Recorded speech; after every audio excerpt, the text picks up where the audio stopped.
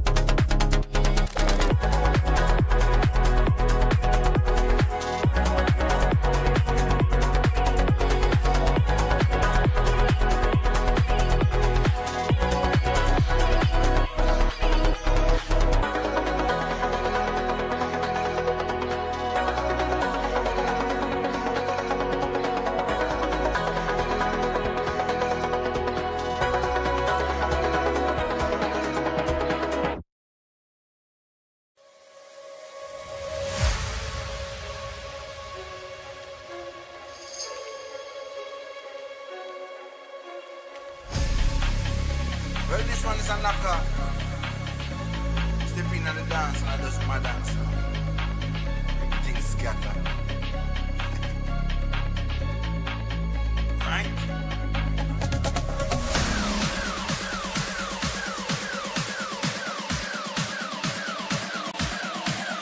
Right?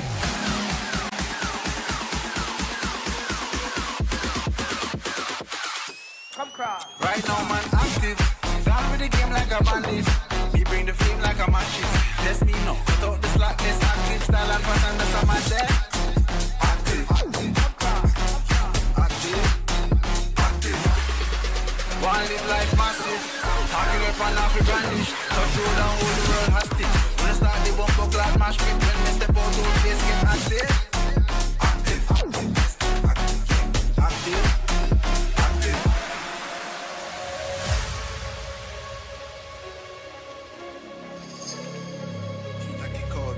Hey, can you style now? Clocks on the east side, bad bitch on each side. Big split, chillin' on the beach side. Run things where you feel like. Cake big, have a carve out the peace line. Freestyle now, millions for each line. Too cool, when I need ice in my beverage. Test this bigger, please find the exit.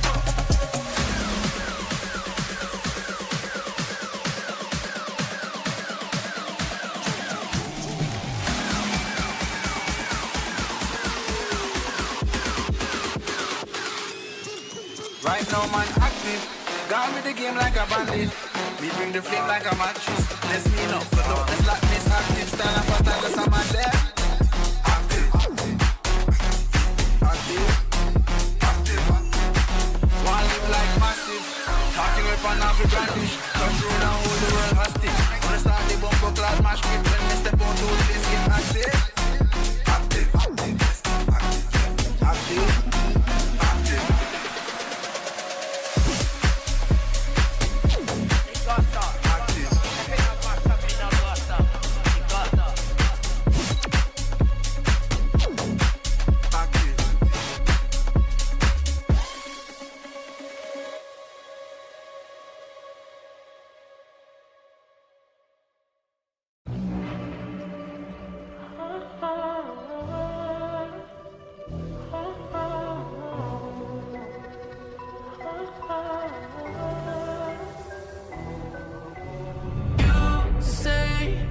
I'm craving hope in this darkness. You say I'm just a joke, just a joke. Shivers my spine so bad. Swimming in the river takes too much. I'm trying to let go of us, but the truth is what's remaining no one else.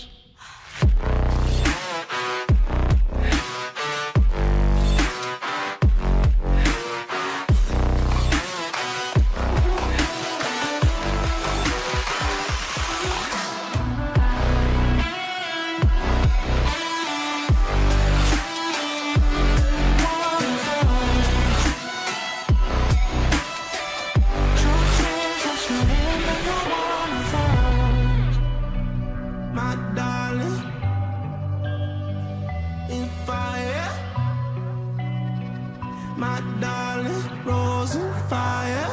You're a liar. You say, my darling, rose and fire. In fire. You say, my darling, rose and fire. You're a liar. Shivers my spine so swimming in the rivers, swimming in the rivers. I'm trying to let go of us, but go.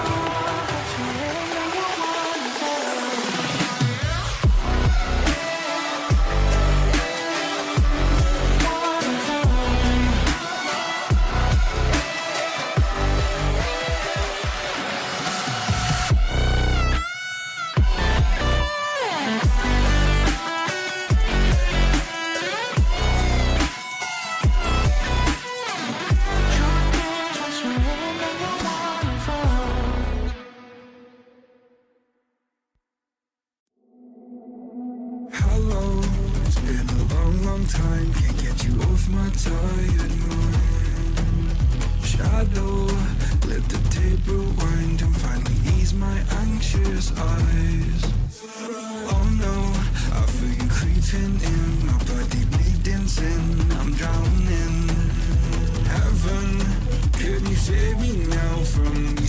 inside my head. Yeah, you are the devil running through my mind. I can't get on your level. I swear to God I tried. I am not under your spell. Turn around and turn ahead. You cannot be anymore. Oh my God, you are the devil.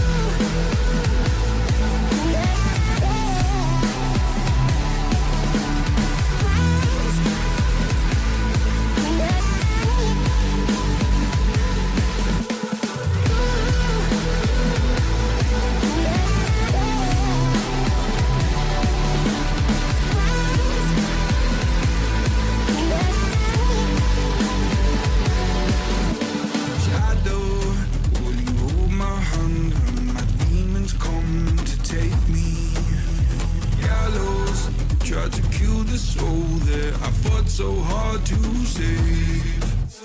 Hallowed by my love for you, always stop me going under.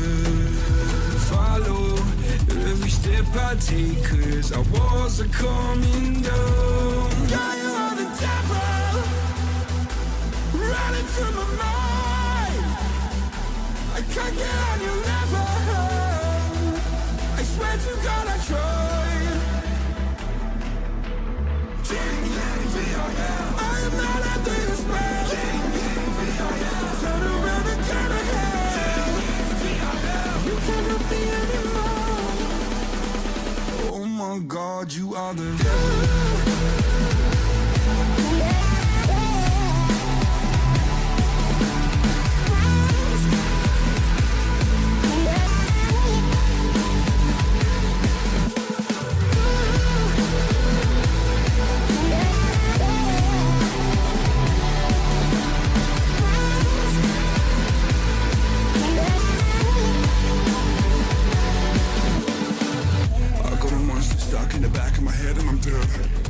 I got the devil inside me and everything there seems red. Vision's blurry, I'm in a hurry, my skin is starting to shed quick. Call up a doctor, swallow some pills, maybe I'll wake up in bed. I'm a disaster, can I move faster? Honey, I'm off the edge. No funny stopping me, I'm not your property, gotta take care of my ledge. My friends are dead, I'm losing my head, I gotta get off of these meds. I am unstable, willing and able, give you this body to pledge. Oh my God, you are the devil.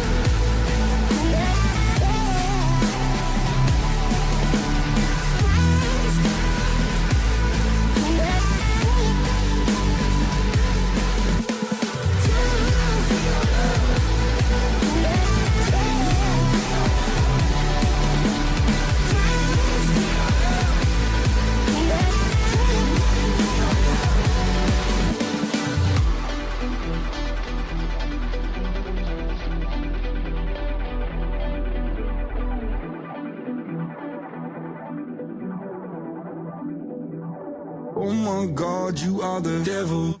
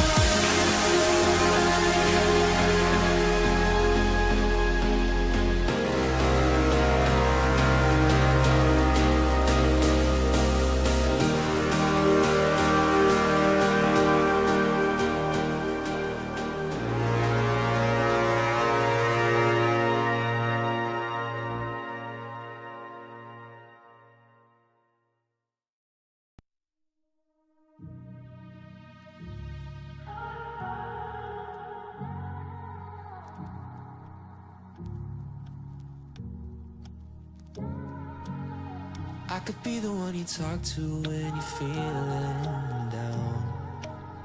I could be the one you run to when the moon hits the ground. I can say what I'm feeling, but the words just don't come out. If you ever feel lonely, girl, just know I'll come around. 'Cause I've traveled so far just to get to where you are. And I know that you're broken, but that makes you who you are. So pick up the pieces and show me you mean it tonight. I know what you're feeling, I see that look in your eyes. So pick up the pieces and show me you mean it tonight. 'Cause what I've been dreaming is giving you my paradise.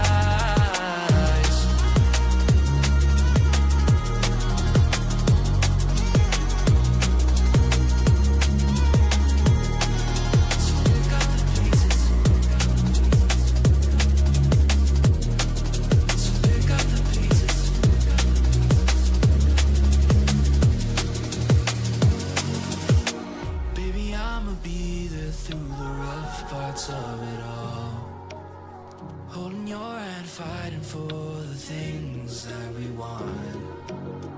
Be the rock you lean on, with you by my side. Baby, when we fall, together we'll rise. 'Cause I've traveled so far just to get to where you are. And I know that you're broken, but that makes you who you are.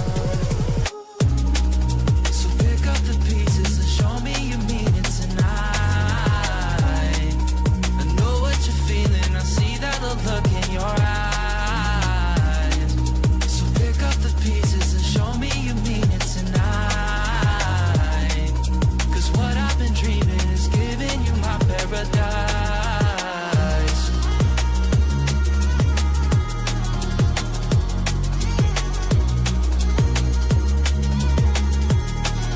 So pick up the pieces. So pick up the pieces.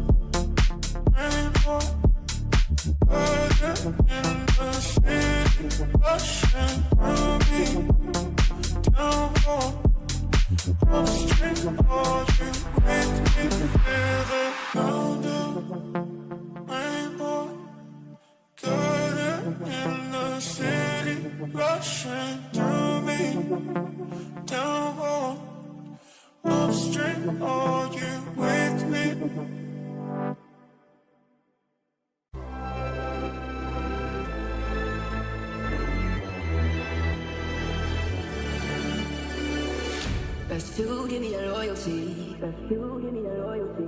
Cause I'm taking the world, you'll see. Cause I'm taking the world, you'll see. They'll be calling me, calling me. They'll be calling me, calling me. They'll be calling me royalty.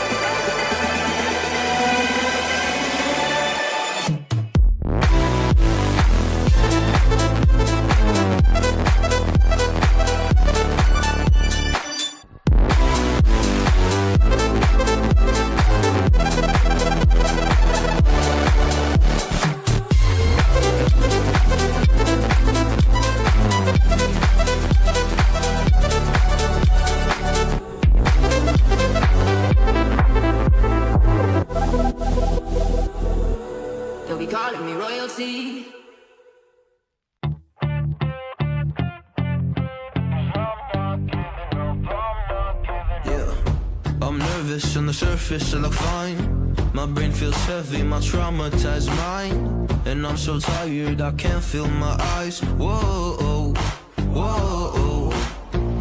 I'm petty but I know how to lie.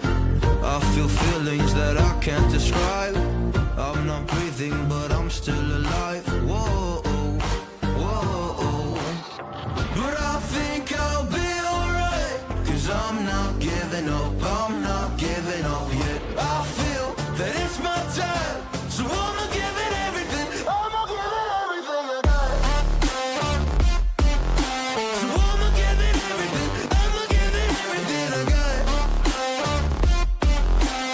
I'ma give it everything. I'ma give it everything I got.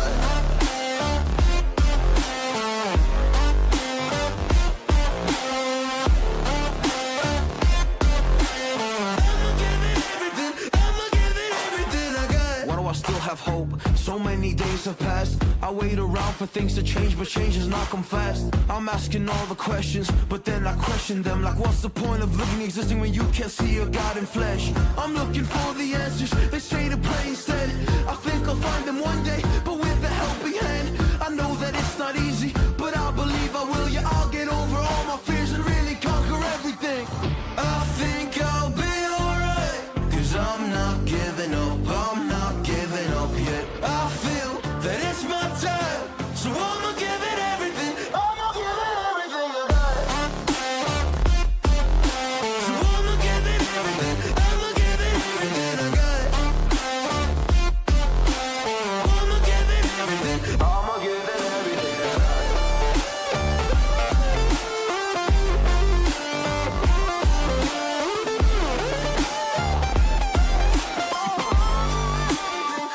give it everything I got.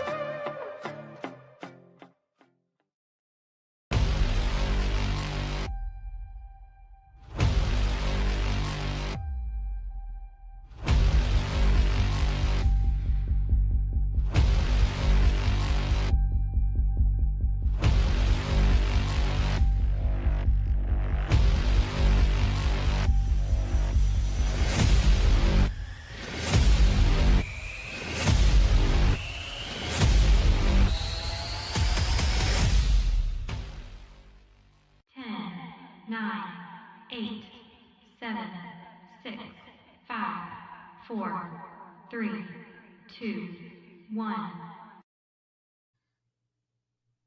Welcome, everybody, to the Arena Esports tournament powered by Etisalat by EN. My name is Seymour, joined by Vincent. I do want to give a big shout out to our strategic partner, 80 Gaming, alongside Etisalat by EN, for putting on this tournament. But Vincent, we do have ourselves some CS2 to be looking at for today. It's going to be a fun one. How are you doing this morning? Hey, I'm doing fantastic. It's a good day for Counter-Strike. Any day is a good day for Counter-Strike, if I'm being honest. That's the way I feel. Oh, any day, Counter-Strike, you and me casting it as a fantastic morning, it's a fantastic day, or even a night if we do find ourselves in this delightful mode. But like I said, CS2, it has been, I'd say, a journey so far. We're into the second month now of play. Month number 1 was a little bit of a roller coaster, seeing RGW go up against, their early partners versus 15 Average Gaming. They beat them. They make it in towards that monthly final, and they fall. But tonight, Vincent, you and I get to see RGW do it all over again, which is going to be a fun time. And this is your first time seeing them, so you get to kind of sit alongside me and learn about them. Yeah, I feel like you've really hyped up the conversation here for like the comeback story, which I'm excited to kind of look through. But listen, their opponents in ForGlory, they're no slouches either, to be fair. No, they're no slouches at all. And they do have a lot to play for, too, Vincent, with our prize pool tonight being $1,200, $650 to first place, $300 to second place. And then you look towards the bottom, in asterisks, $950 in cash and $250 worth of Arena Esports tournaments. So third place is going to be $150 of Arena Esports points. And then fourth place is going to be $100 worth of Arena Esports points. So these two players, playing throughout this prize pool, I'd say, definitely for that first and second place, being as this is only the two teams that are going to be seeing here, but through our invitationals and through our open qualifiers, third and fourth place have already been given away. So these two teams, Vincent, playing for the big cash of $650, $350 bonus for that first place spot. Yeah, a little double up on the cash there for first versus second. Listen, winning is great, but that adds a little extra incentive, doesn't it, Seymour? No, winning is great, but money is also great. I would say I don't even know. Some people think that winning is better, but some people think that getting the prize pool is better. For a lot of these players, though, Vincent, being it as that is the second month of our qualifiers, and this is the monthly final for it, I'm sure these two teams not only want to get that prize pool, but they also want to push themselves into the playoffs very, very early on here, as being that although you have two more chances in, our third and fourth monthly final, if you do it now, you get to kick your feet up, relax with that prize pool, and just chill out and wait for the grand finals. Exactly. And listen, you're never guaranteed a spot. You never know. A team that comes out of nowhere could rock up into that third or fourth monthly final and just become amazing, or is just amazing, didn't have the information, didn't know about things, and then they jump in. So you don't want to get caught out like that. That's always a No. feels Yeah. bad. And this is the way to do it, is win early on and make your mark. That's what RGW looking to do for the second time this time out. Yeah, I think that RGW Esports are, kind of making themselves a fan favorite, I'd say, Vincent, because this is their third time on stream since we've started. Since we've started this CS2 tournament. So, unfortunately for them, they weren't able to make it into the playoffs right away. They lost in the first monthly qualifier, and they didn't get invited back. It was ForGlory that actually was the invited team that played earlier on. And then, I'd say RGW, the big question was, will they have that second chance? Well, they not only get that second chance, but the fact that they were able to fight through the open qualifier, an open bracket of multiple different teams in best-of-1 formats, Vincent, that is a big accomplishment for RGW, who may have had a little bit of a kick to the heart after that first monthly qualifier, to stabilize them and get their confidence going up into the second one. Yeah, and I just want to point out one additional thing. Thinking of BO1s and everything, CS2 now, like that's an even more difficult task, and RGW were able to do so. So I think that adds to the impressive nature of being able to make it back through the open qualifier as well, and everything like that. Granted, ForGlory on the other side of things, they are making their way through in the invitational side, and that's no walk in the park either, to be entirely fair. And I think that whilst RGW, maybe have the fans' heart a little bit, I think we got to put some respect onto ForGlory as well. No, you really have to, because like you said, nothing's ever guaranteed here in the monthly qualifiers. And ForGlory, they show up in our invitational earlier on this month. They play up against the Rising Phoenix, and they 2-0 sweep them to make it into the monthly finals. So a little bit of a head turner for a lot of people who may not have known this team. We got to look at the roadmap right there, and RGW definitely going to have their work cut out for them in that sense. ForGlory, they go into that invitational versus Rising Phoenix. Like I said, it was a 2-0.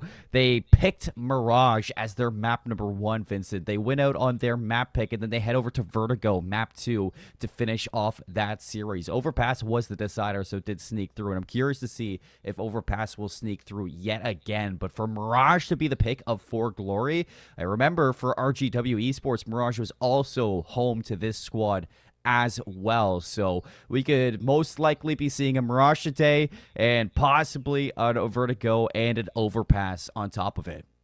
To me, that tells a really clear story for Team ForGlory specifically, right? They showed that they can hand it to the best when it comes to a map where it's about defaulting an aim skill like Mirage, but then Vertigo, very much a slower, more methodical style typical of that map. And so showing that, hey, they have a deep map pool and strategy book potentially as well, so that they can go for that fast and aggressive style that often percolates through on Mirage. The same true for that slow, more methodical style that we tend to see on Vertigo. I think that's really impressive for ForGlory, especially considering that they didn't even need Overpass required.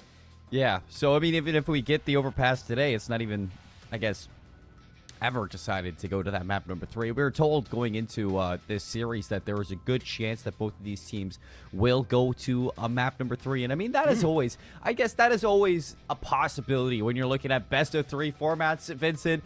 I mean, there's always a chance to go to that map number 3. For RGW, they got a chip on their shoulder, coming out of that monthly final number 1. They didn't make it. Now it's time for their comeback story. For ForGlory, they dominate their invitational. They head into the monthly finals, and now this is a really good time to strong arm RGW again, send them packing to month 3, and deny them of that opportunity once more, Vincent. So let's take a look at where we're going for these maps. It's a Nuke and Vertigo banned right off the bat.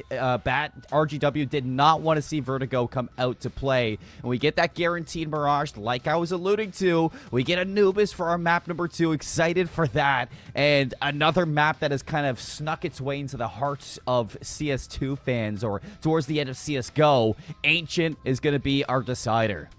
Yeah, it makes sense. You already saw some of the good work that ForGlory was doing on Vertigo, so RGW not wanting anything to do with that makes a ton of sense on that first round of bans. In addition to that, I love to see Anubis come in. I think Anubis is a fantastic curveball often. It's a map that a lot of teams do not think a ton about. They think that everybody kind of permabans it, and that's just not true anymore. So being able to pull out an Anubis pick is phenomenal for RGW. Don't know what the preparation that ForGlory has been able to put together on Anubis, but we're going to see that for sure with that second map. And with RGW continuing to put the pressure on with Overpass being banned out, they know that there's some comfortability. They know that ForGlory was willing to at least play the Overpass in the previous series. So don't give them the chance. Bring them to something brand new that hasn't really been seen necessarily, and ForGlory, given the decision, choose to bring it to Ancient.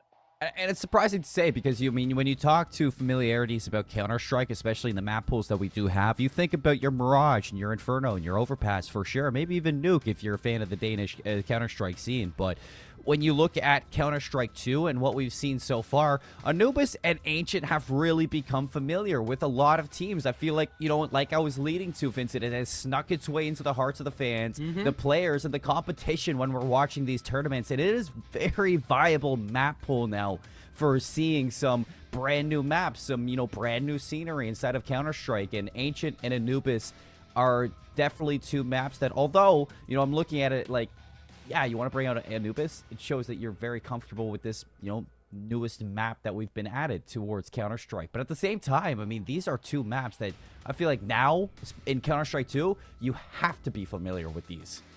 Yeah, and it's actually really funny. I think there's some interesting similarities between Mirage and Anubis that we are going to see. The way that you approach the T side is very similar. Very important to get certain control of different areas. On Anubis, it's often going to be Canal and a little bit later on or early on, depending on how you approach it, middle. The same true for Mirage, getting that control, defaulting, pretty aggressively at times. It's exactly what you need to do, as well as taking defensive aggression on your CT side. Both of those things are very true across both of those maps. So I'm curious to see both teams are going to react, considering that they're comfortable on Mirage. We know that. I'm curious to see, especially for Glory, how they react to that Anubis pick, especially. Of course. We put a lot of focus onto Anubis as well as Ancient for coming in towards this map pool, and I like that you're drawing it more closer towards Mirage because that's where we're going to be starting this best of 3 off. We've already spun the storyline for, ForGlory as well as RGW Esports coming in towards this monthly final 2. For ForGlory, it is a chance to really solidify your dominance that we've seen so far inside of this tournament. You show up, you take care of that invitational, you head to the monthly final. Why not 2-0 another team on their map pick as well to make it into the playoffs? It would be a very good feat to accomplish for looking at Easy Money Snipers, who just did this to RGW back in our monthly final number 1. For RGW on the other side, Vincent, I feel like this is your chance to prove yourself. This is kind of where you need to show up and win out, because you don't want to be that team that keeps on making it to the monthly finals and loses. Because hypothetically, if you make it to the monthly final 3 and 4 and you don't make it until monthly final 4, you have to look at the rest of the teams that are already in the playoffs who have already beat you.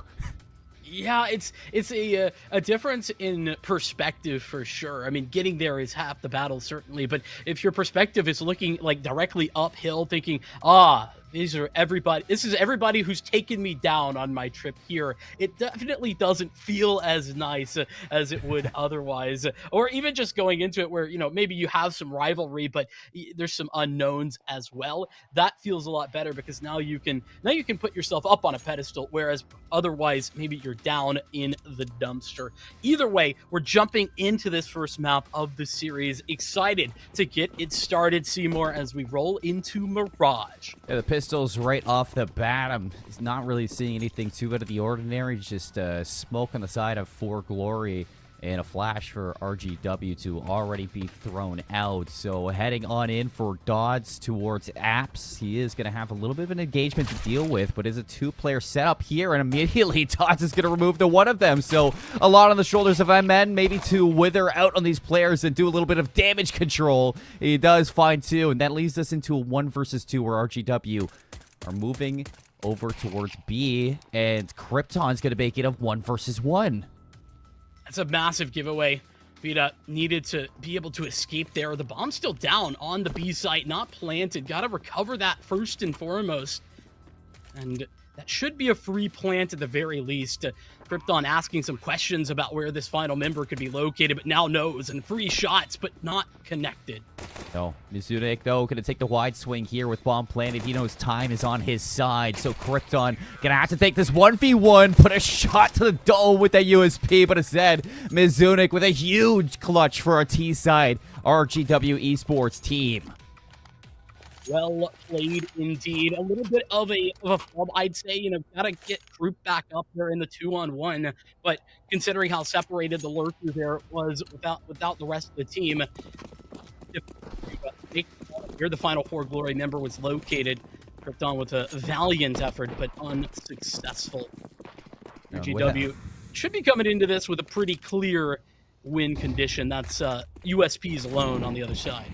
Yeah, and, RGW not even going to go for a little bit of a, bonus cash. It's AKs, a MAC-10, and a Galil. So here we see the MAC-10 is going to be the first one in. Finds 2 is Vita, but nice recall here from Team ForGlory to remove a couple of these weapons. Only going to be able to get those 2 kills. And that AK did not get recovered, so I'm surprised. Not bad there for Team ForGlory. I mean, when you're walking into a round of USPs, the best you really can hope for is a couple of kills. They did that and denied one of the bigger rifles.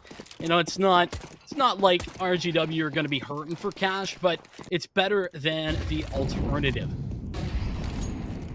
The alternative being everybody dies to a MAC-10.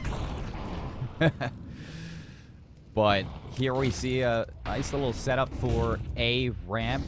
Looks like it's going to be a full execute through Palace. 3 members already on the A site. Nice shots there from the M4A1S. And Osbat's going to be the first to go down. Robin Hood looking to clean up a couple more. He finds 2. That's going to be a 2 versus 3. RGW losing out on some members. And Vita might be looking to make a hero play. Smoke's going to open up from the HE. Nobody's going to be spotted. Bomb has yet to go down, Vincent. And the problem is getting that bomb planted with 2-player CT going to be a pretty tough task in and of itself. You can see the hesitancy there on the bomb plant. Like Dodds is thinking, well, I'll be in trouble if I try to tap this even at all. And so we'll escape with the timing found. As Vita gets all the way through onto the B site, clearing out some of the angles, but the problem is, this lurk through underpass is coming soon, TM. Or he might be up on catwalk. I can't actually tell. Oh, he's up through underpass. And Dodds, if he's not ready for this one, that could be bombed down in a very unfortunate spot for Vita. And the fight comes out. Dodds is going to win it. And now Vita is going to look to play a little bit of spoiler for the rest. Smokes to be dropped in market. MM still choosing to walk through. Vita's going to be playing off of this timing. And the bomb's going to get planted. Everything is going to go down from MN off this smoke. Dissipating through the smoke they go. Galil in the hands of Vita. And Vita's going to be able to cut them both down. And nice little stop there. Cheeky lurk from what is RGW's 3 rounds in a row. I mean, you just cannot put enough on the back of Vita right there. The decision-making to disengage from that fight, realize that there might be a timing, knowing that where these individuals are playing, realizing that the rotations have already come. Fantastic work. And then the communication, getting back up and working that smoke as well. Exactly what was required for RGW. And you could see that round going a different direction if ForGlory were just able to take those gunfights today where they were denied. And not even that, even if Dodds goes down, that is a whole other story in itself from that underpass lurk. Nice shots there from Robin Hood as we get the Deagles brought out inside of round number 4. AWP in the hands of one of our RGW members. And, you may have lost 2, but that first initial kill from Team ForGlory has brought this RGW Esports squad to a full halt as they're seemingly looking to pivot back towards A. And I love that decision, right? You don't need to be over aggressive. You know that the aim skill is there for ForGlory. They can use those deagles to perfection, and they've already shown that they have that opportunity, that option as well. So just group back up. You have a man advantage. Just play the numbers game. Give the opportunity for another free pick to come your way as well in the meantime. Flash out for Vita as he clears jungle. Player inside ladder room just continuing to watch out for the rotation from Market. Kia gets overwhelmed. Osmas, who is sitting in ladder room, will find a kill to a player who thought you could sneak through jungle for free, but instead that is Team ForGlory getting absolutely shut out from this round. It might not be flawless for RGW, but so far, flawless. Indeed, that is all that matters. If you can make that number continually push one up, increment one at a time, then you're all good. And with that, I think RGW, they have taken full control of the early game at this point. The one thing to note, though, is I think there was only one or two things that kind of went wrong for Team ForGlory in their gun round, and now they have another gun round. Key with an AWP in their hand. Yeah. We're going to see if you can combat Saucery in the same spot. Molotov towards top mid. There's a lot of pressure from mid from Team ForGlory. And see if it can pay off for them. But instead, Saucery is just dancing around these boxes. Finds an angle into Krypton, who's a little bit ahead of the smoke. And that's going to be an early pick for Team ForGlory, and who already is losing space on A. Great call as well from RGW. They know the presence, the pressure that was being applied to mid means there's a space at the A site to be taken, and Dodds takes it with advantage. It'll be a 3-on-4, trying to get back towards CT for the moment, and MN's there to deny. Dodds is down, and Saucery is stuck in top mid. This is problematic. That's one way to put it. Finally, you're going to see that AWP fight back from Team ForGlory. Because retake, it needs to be some kind of flawless. Osmat's going to not make that happen. 2 versus 2. Nice shot there. 2 versus 1. But the time, it is so low. There is a kid, but Vita just trying to wait it out. And yeah, RGW to the very end. Vita sticks it out and denies the defuse from Team ForGlory once more. Small thing as well, Seymour. I love Vita. Don't get lost in your spray. Sometimes, listen, CS2, it's tough on the spray control at moments. And Vita just says, wait a second, I'll hold back and then reset that spray. Love that decision making in the moment. Can be difficult to make the right call. It got a little bit dicey, but RGW, their awareness of the space on the map and where to take positioning is way better than anything else we've seen from ForGlory thus far. Couldn't agree more. And that all comes down to a lot of pressure that Dodds has been applying to these entries. I mean, near flawless for this player, who is already taking space over towards Catwalk. Not going to be able to walk through that smoke for free, says Vita. And bomb's going to go down for RGW, looking to get their 6th on a board. And for Team ForGlory, who just continue to fall deeper and deeper behind Vincent. I mean, I don't know what the answer so far of this team needs to be. They've tried pressure through mid. They've tried to set up for a default, but RGW, no matter what, they show so much fluidity and being dynamic on the map. I like the call. Team ForGlory made a good call to take aggressive mid control. The problem is they kind of got stalled out by the presence that was there on that gun round. Now they adjust into double op. This is really early to be taking this investment, but nothing's working, and you're already down 6 rounds. Got to change something up, that's for certain.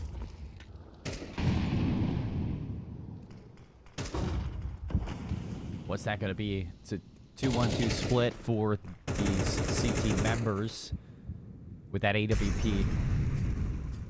Actually rotated over towards B, sitting bench.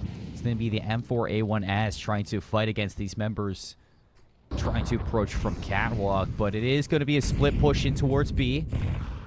Osmas clearing out ladder room. Apps control is going to be there. First contact should be down to MN, who's just hiding away underneath that Apps window. But instead, Krypton picks up and finds the better of the op duel. Yeah, just taking a passive angle, Krypton on the B site. And that is definitely the right call. Don't get caught out early. Speaking of, caught out is Vita on the connector rotation. problems now are brewing for RGW as they have to take their push onto this site. Imin falls for free, and Mizunik is putting together a frag on the site, up, down, and it's a 3-on-3 retake required. And you lose that too. The barrel the just bomb! barely sticking through. And yeah, the bomb's on rotation through the middle of the map. Kia's going to catch that one. Romantic Panda's still singing with his AWP, and that's going to drop us into a 1 versus 3 scenario. Osmas has hit the jump into mid-window, but Robin Hood has a little bit of an idea. The dink is there, but Osmas in a 1v2. 12 HP. Seconds less than that now as well, and that's just not enough. Op was in hand, but the pistol for Romantic Panda will clean that round up. Finally, Team ForGlory get on the board. It was going so well, got a bit dicey, and honestly, a mistake for the first time that RGW cannot recover from. Getting themselves into a great position to get a 3v3 post plant, but they don't have the bomb. Finally on the board, though, Vincent. I mean, that's got to be the story of that rounds. That double op setup definitely proving to be some success, but in the turnaround for round number 8, it's Osmas going to open up with the first blood. Dodge with the follow-up. The A site has fallen, and now the bomb slowly moves its way in. Love the call as well. RGW realizing, hey, there's some space to work with here. Spam through that smoke. Nearly does it. Actually, the HE will finish off the AWP. And now it's just 2 players in the retake, all coming from spawn as well. And that's bad news because that is being watched like a hawk by Dodds. Yeah. And Saucery as well. Still alive and kicking. Last member's going to be seen. denied any space from CT. That's an immediate bounce back from RGW Esports. Just forgetting about that loss that they had in the previous round is a hiccup on the road that has been the 7-1 lead. They realized, RGW, that, hey, if they're going to double up, they didn't even have a double up that last round, but then they're certainly weak towards an A exec, and that's what they pull out. A exec time, easy enough to get on the side after the early mid presence was shown, and unfortunately, Team ForGlory, one of the worst things in Counter-Strike, win a round, then instantly lose the next. That's one way for your economy to be in the dumpster. A little bit in shambles. They're still going to force up a couple of these SMGs, MP9s in the hands of the 2 of the members, but Osmas, who is on cleanup duty, has one of his own, and the MAC-10 spots the member behind the bench, won't receive the kill. It's Dodds to snatch that one away and transition for a second one, so looking at Osmas, see if he can get a little bit extra change here around the corner. Swings out. Ooh. What a shot from Panda. So gonna find at least one back, but not sure if that's gonna be enough. It's gonna have to be some major heroics here, Vincent, for a recovery from Team Glory. Other than that, it might just be a setup for some exit kills, a little bit of economic damage, possibly. I mean, he was looking for some free coin change on the ground. Hit with a change up, though. Immediately down. Feels bad. But, I mean, realistically, RGW are feeling good. Their money isn't superb, but it's not bad, and you could not characterize it as such. They've got a boatload of cash on their AWP, and with all members falling for Team ForGlory, well, they've gotten another notch in the belt. 8-1 is the scoreline, and you gotta start asking the question once again. Team ForGlory, I want to say 2 things. First of all, what do they do to change once again that they haven't already done? Because I gotta give them props. Their adjustments have been really intelligent. The way that they've been thinking about how to figure out RGW's game plan is great. The problem is RGW feel like they're on just a little bit higher level when it comes to that. They're playing one more step ahead in a lot of these moments, immediately realizing, hey, pressure here, presence here. Now that means there's probably an opening elsewhere, and we're going to immediately hit that with precision. Yeah, and with that, I mean, comfortability when it comes down to positioning comes, not having to worry to react to what Team ForGlory are throwing on the board. Whereas I feel like Team ForGlory, no matter what they do, they are always reacting to RGW's movements. And that is just denying them so much comfort when it does come down to these individual fights. So many members just being shut down in these one-on-one scenarios or overwhelmed in one-on-two scenarios that Team ForGlory just cannot find some stability here on Mirage. This is the perfect time to call a timeout as well. You know, maybe some time to collect yourselves if you're Team ForGlory, and, you know, just an individual standpoint of just saying, all right, let me just calm down, at least finish this half in an 8-4 standing, because, you know, ever since the introduction back in towards MR12 for CS2, you don't have a lot of time to play that chess strategy like you've had back in CSGO, Vincent. You have to use these timeouts to find a little bit of a breather and find a little bit of a, I'd say, a gap in the play for the CS2. Yeah, and if I were dreaming up strategies here for Team ForGlory, if I was trying to figure out what the next game plan should be, I would really like to see some outskirts aggression, right? Somewhere on the edges of the map. We've seen the fight for mid be something that they work towards, and whilst I do think that's actually a great idea, clearly it's not working particularly well. So just try to take space elsewhere. Maybe get towards ramp, find yourself a forward position over in the apartments or palace, for example. There's a lot of options, but I want to see that aggression somewhere on the CT side.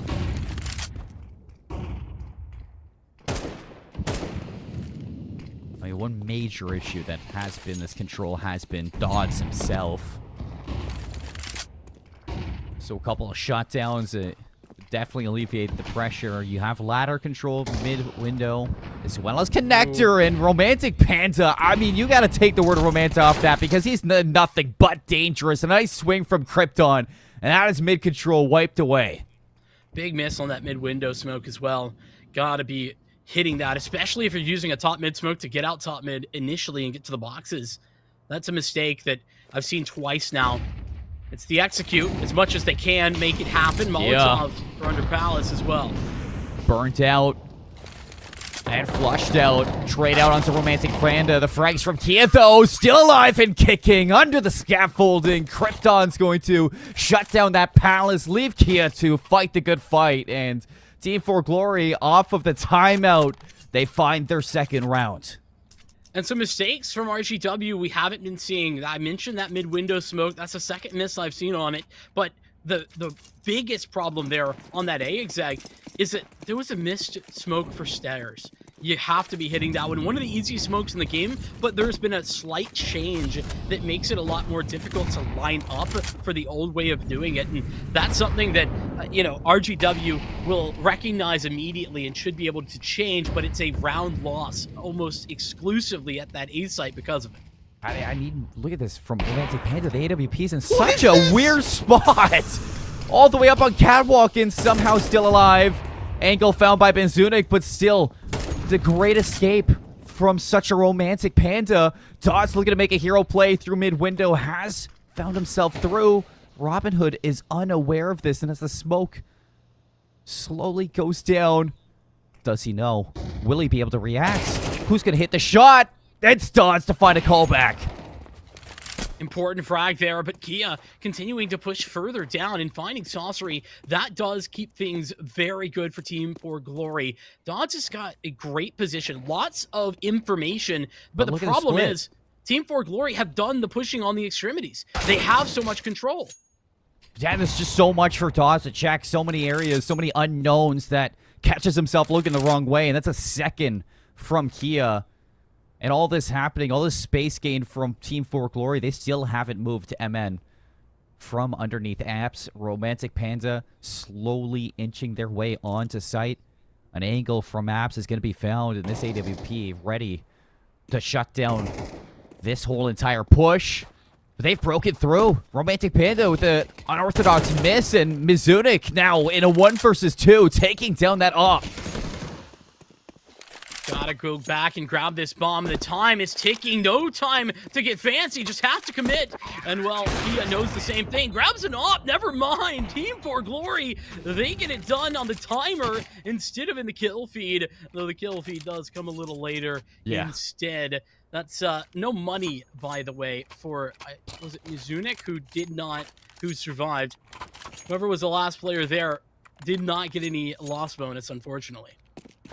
Unfortunately, for sure. Mizunik dying after the timer has concluded. And that's his RGW on and a little bit of an economic force buy here with SMGs, Tech9, and a Galil.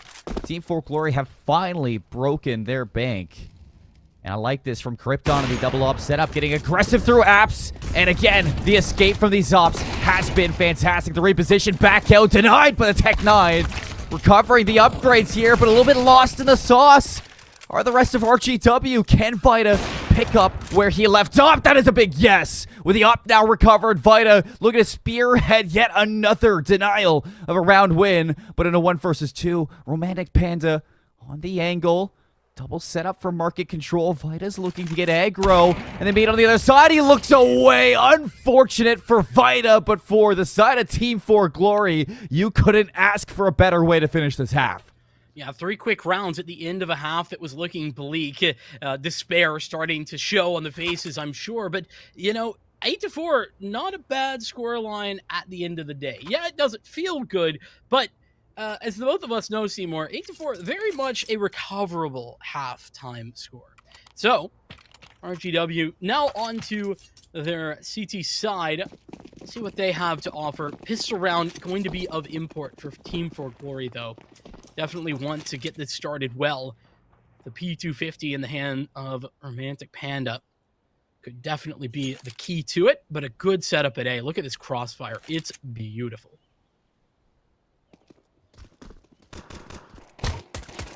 Team ForGlory, it is a full rush out of ramps. Hiding away is going to be Dawn. The crossfire is there, and look at that. It is all blue in the kill feed. Kia's going to do their best to see if you can crawl this one back, but I love the patience being shown from Saucery not to over-peak it. Small little angles, just threads being ran by RGW. Kia's still finding isolated duels. That's the problem. What? Ace, baby. No, okay. That's incredible. Zunik just deciding, yeah, now's the time to swing. I'm going to get all the kills on that swing as well. Kia, given a real opportunity, though. Got to keep that in mind. That precision with the USP coming to the forefront. He only gave Team ForGlory a chance to bring that back.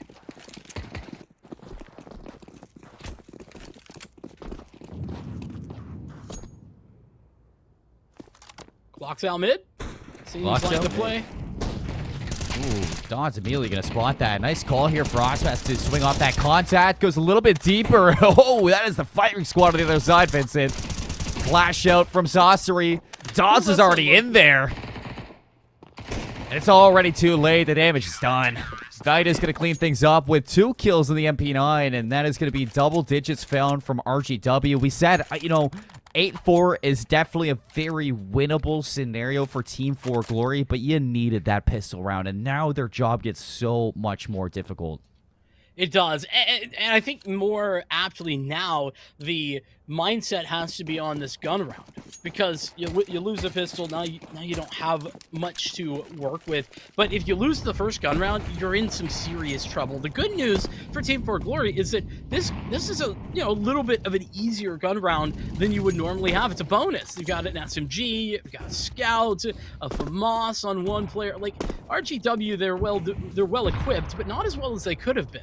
Well, let's see if their adaptations on their T side is as intelligent as their CT side, because we have yet to really been tested for Team ForGlory for this side swap. So AK's out, utility slowly being whittled down. Putting a lot of focus over towards Connector, but have to be a little bit curious and a little bit cautious of this peek from Saucery and the Scout. And that is a beautiful molly to back him down. They should have heard that sound cue. Full mid control. Team ForGlory have everything that they could really want here, but RGW classically aware of this fact, and they are incredibly anxious about looking for these pushes. They know that connector control is given. They know that the catwalk has a space to be gained, and so if anybody pushes forward, they're going to walk into a trap. Osmas. Swing, does he know? Doesn't matter. Still, nice reaction there. Krypton finds one, an immediate frag back for Osmas to equalize 4 versus 4. But take a look at the players already working a flank through apartments. Osmas knows there is so much space here. Into the corner, Sorcery with the USP, not going to be able to get the better of Krypton, who is still low on HP. Bomb being planted by MN. Full retake from RGW. 3 aside, there's a flank already incoming. This is incredibly fast. That flank has to go, and it does. Mizunik gets 2. Yeah, cha-ching underneath. This last member is going to be seen, and the cleanup once again. Not from Mizunik, but it is going to be Osmas to break on through. A very unfortunate round for Team ForGlory. Now, RGW off of this bonus win, they can just go collect these AKs, and what a strong standing to be in to win out on your map pick, Mirage, but also, the map pick of Team ForGlory on Mirage, where they thought they could come into this monthly final and have a heavy hand on this very comfortable map pick.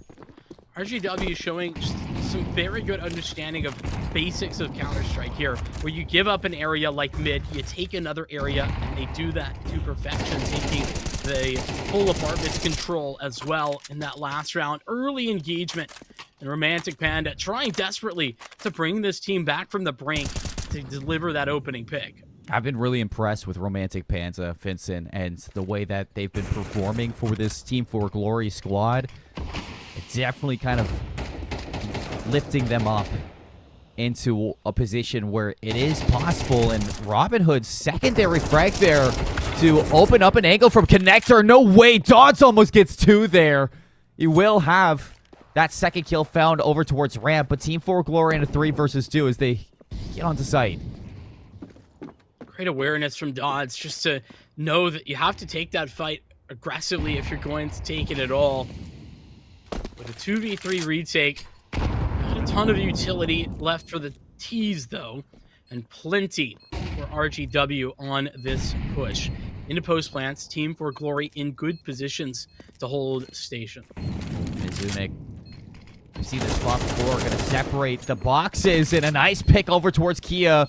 Looks like they understand the member is sitting over towards Sandwich is possible, but they're smoked off, and there is going to be a kid here. Mizunik sticks it out to the very end, but Krypton gets the kill, denies the defuse for a moment. It doesn't seem like it's going to matter as RGW, they finish off those players, and a 12th round is going to be thrown on the board there. Map point for RGW. Hilarious moment as well. They just tossed a smoke in a sandwich. There was a guy there. I mean, presumably they were aware of that fact, and they're just like, figure it out, bud. Like, you got to walk out of that smoke, or you just got to sit there spamming of the bomb. That was not ideal for any situation for the T's. Team ForGlory put in a real tough spot. RGW just at every single position have been very strong. Oh, nice from MN. Great follow-up from the T's, but at the same time, the split attention from Osmas to re-peek in for that frag. Look at the damage done to that third member of Team ForGlory, Vincent. RGW, so comfortable right now.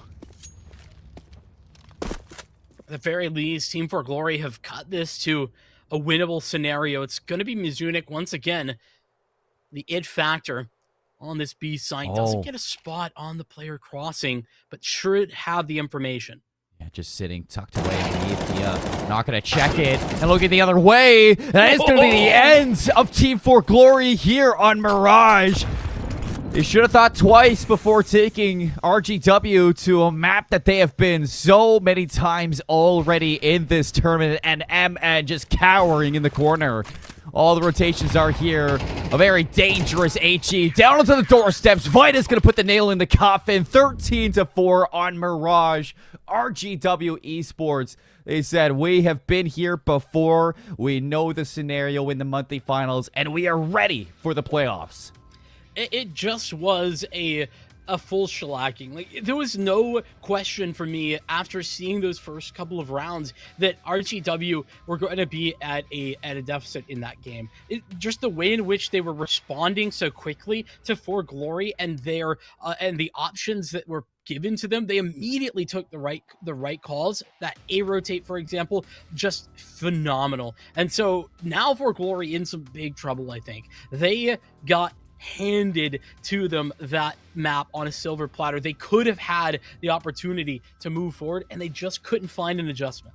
Yeah, we can see here RGW taking ForGlory's map pick on Mirage and a 1-0 lead here in this best of 3 series, Vincent. I mean, you couldn't have put it any better way. The pressure is on now for Team ForGlory as we are heading in towards Anubis up next for our map number 2. And you said it yourself, going to Anubis, seeing that map be picked out from RGW shows that they've been doing their homework. They've been testing their skills onto something a little bit diverse inside of the map pool.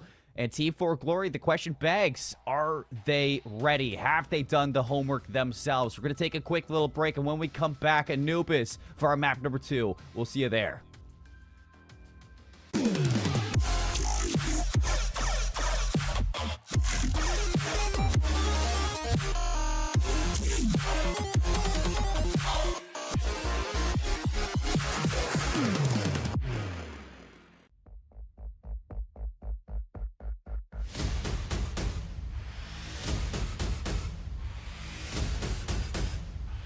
Let's do this, Abu Dhabi!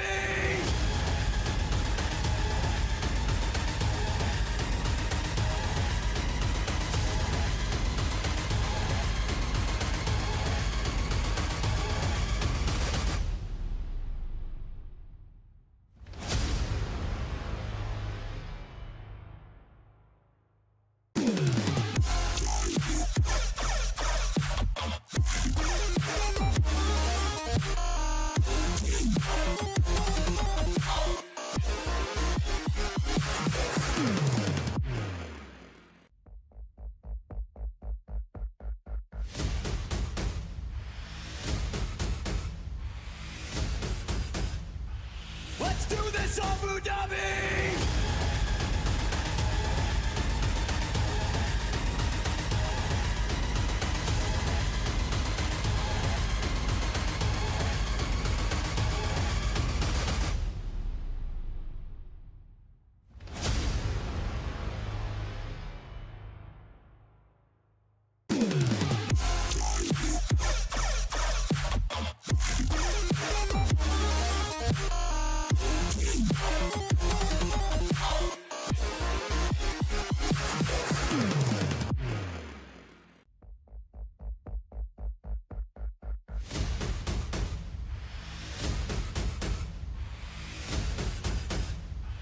Let's do this, Abu Dhabi!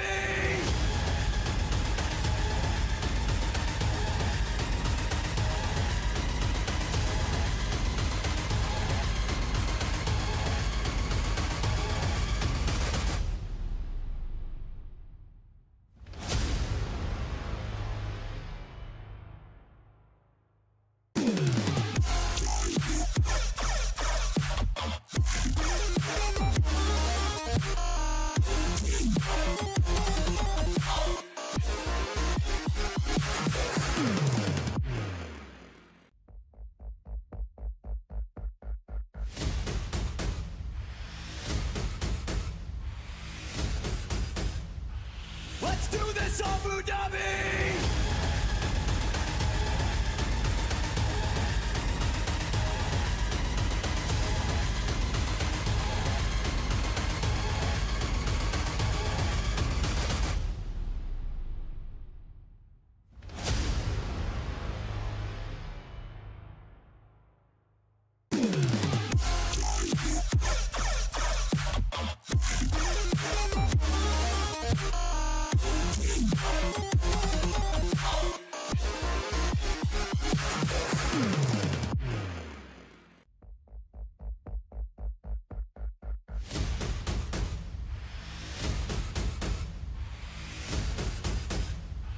Let's do this, Abu Dhabi!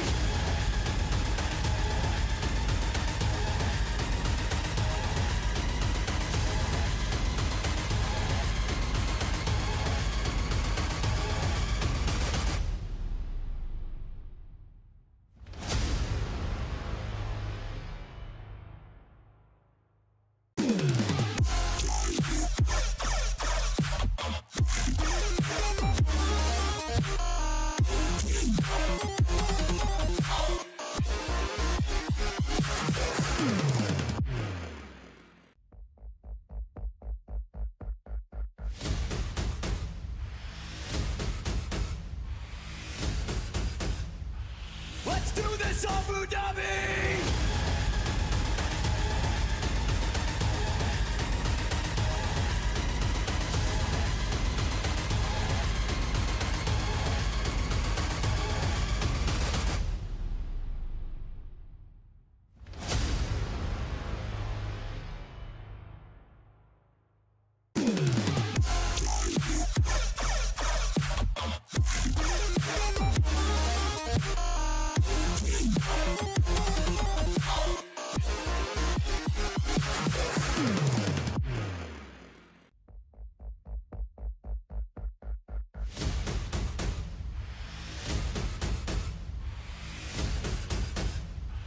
Let's do this, Abu Dhabi!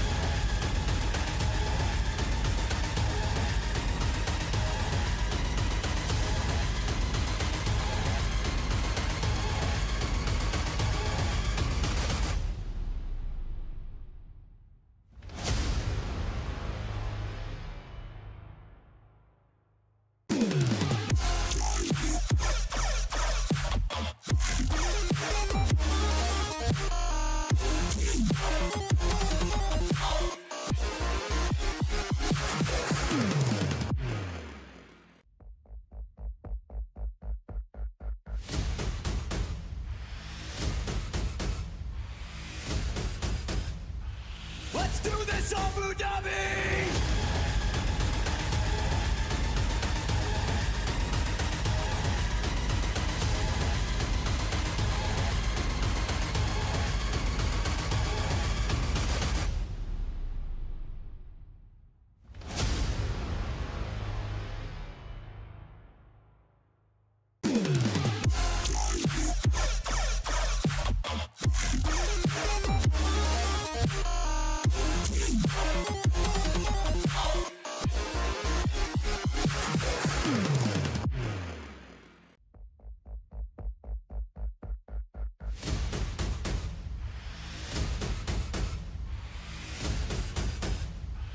Let's do this, Abu Dhabi!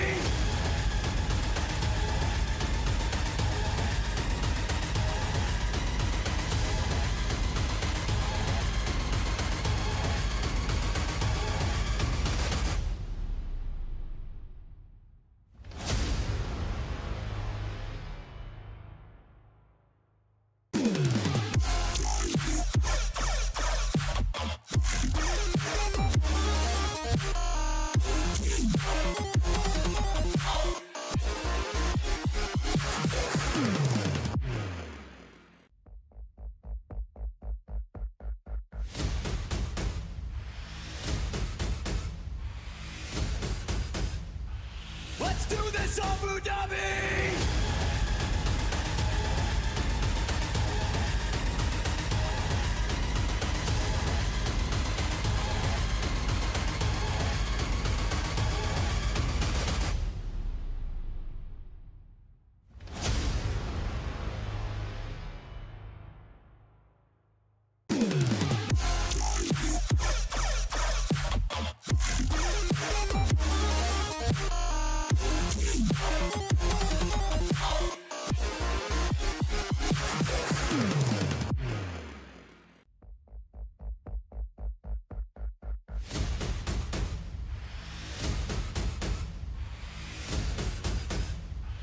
Let's do this, Abu Dhabi!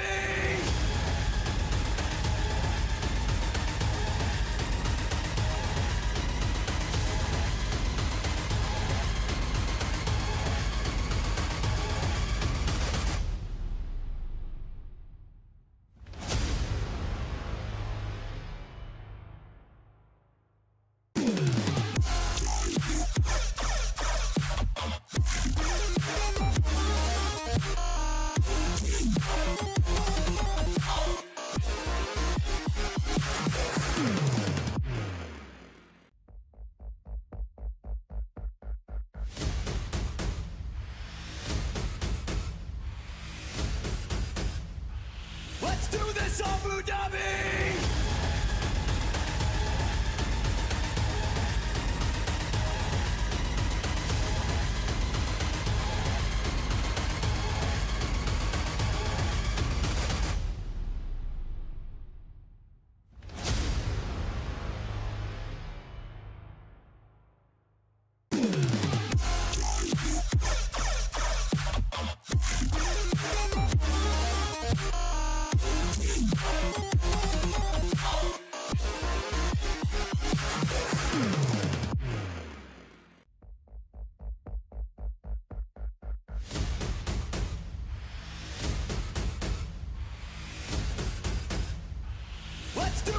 Abu Dhabi!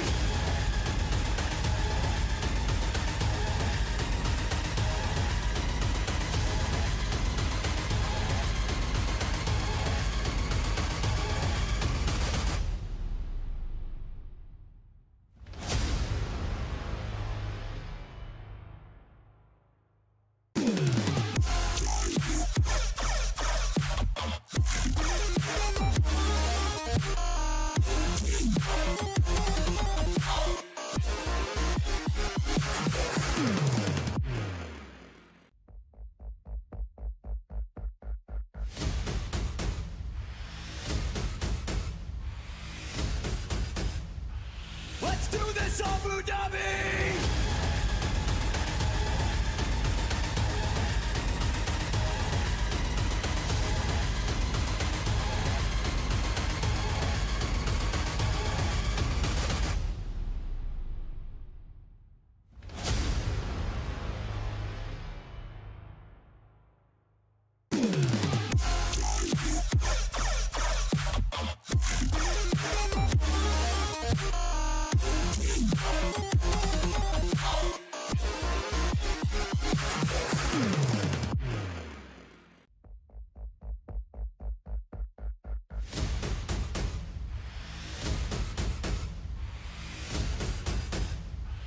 Let's do this, Abu Dhabi!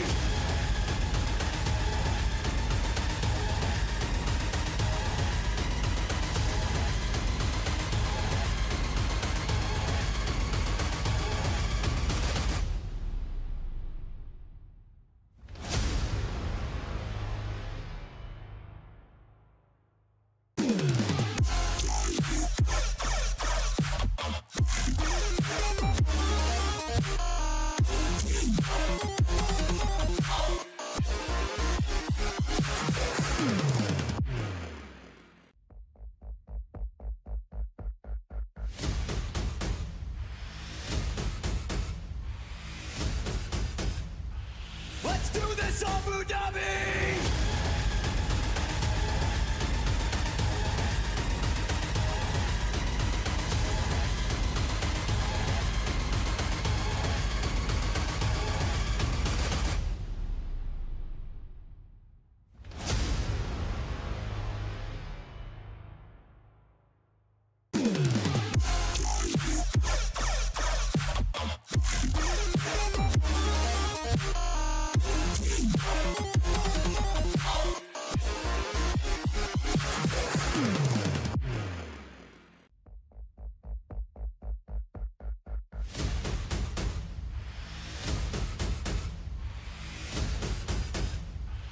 Let's do this, Abu Dhabi!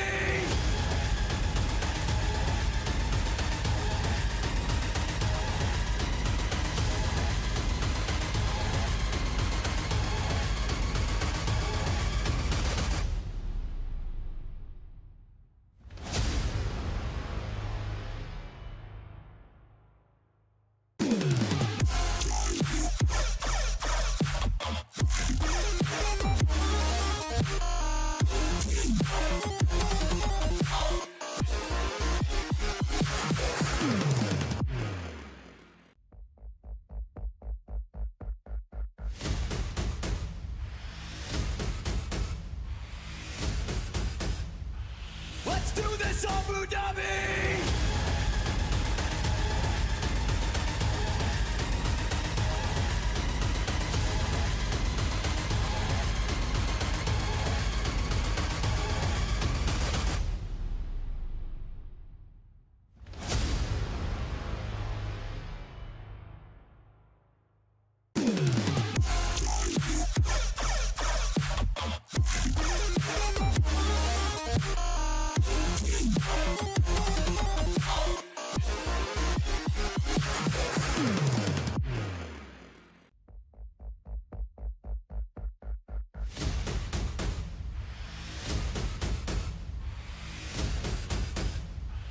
Let's do this, Abu Dhabi!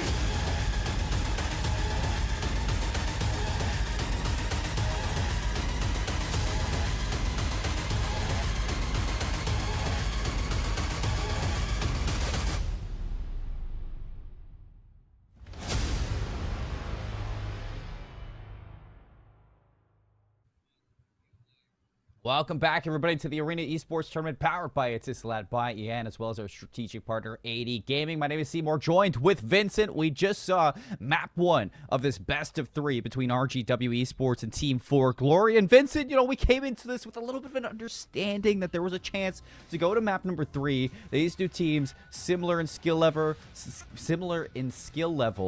similar, I guess, when it comes to the storylines of how they got here. But RGW showed up, I said, with a chip on their shoulder, and they showed out. They certainly did. It was, and the problem for ForGlory isn't that they were losing every gunfight or anything like that. They clearly had an idea of like what they wanted to do. The problem is that RGW were so quick to adapt. They always had a second step to their game plan, whether that be reacting to what ForGlory were doing, or just in general able to slow the pace down and then reset, making a round that maybe was a 50-50 or even a disadvantage become an advantageous round where they have a better chance of winning. That's where RGW really shone through, in my opinion. And for Team ForGlory, it seemed like they were struggling a little bit with finding, I guess, a step B or a plan C in that step, for adapting to how diverse and how effective the reaction time of RGW Esports is. And that puts a little bit of pressure now onto ForGlory heading in towards the map pick of RGW Esports. Anubis is going to be up next, so they're going to have to really step it up. Taking a look back here at Mirage, a couple of highlights for us to kind of pick apart, and a couple members really impressing me today from RGW Esports. Dodds definitely being one for me on that entry role for this team, but to finish a lot of these clutch scenarios, Vita was so pivotal at closing some rounds that just seemed unwinnable.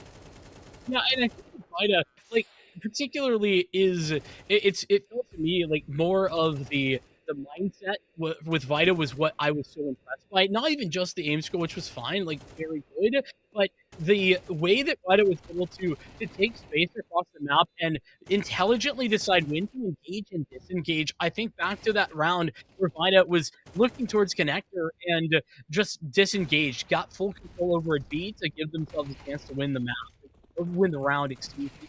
Those decisions is what pushed Vita up to the top for me.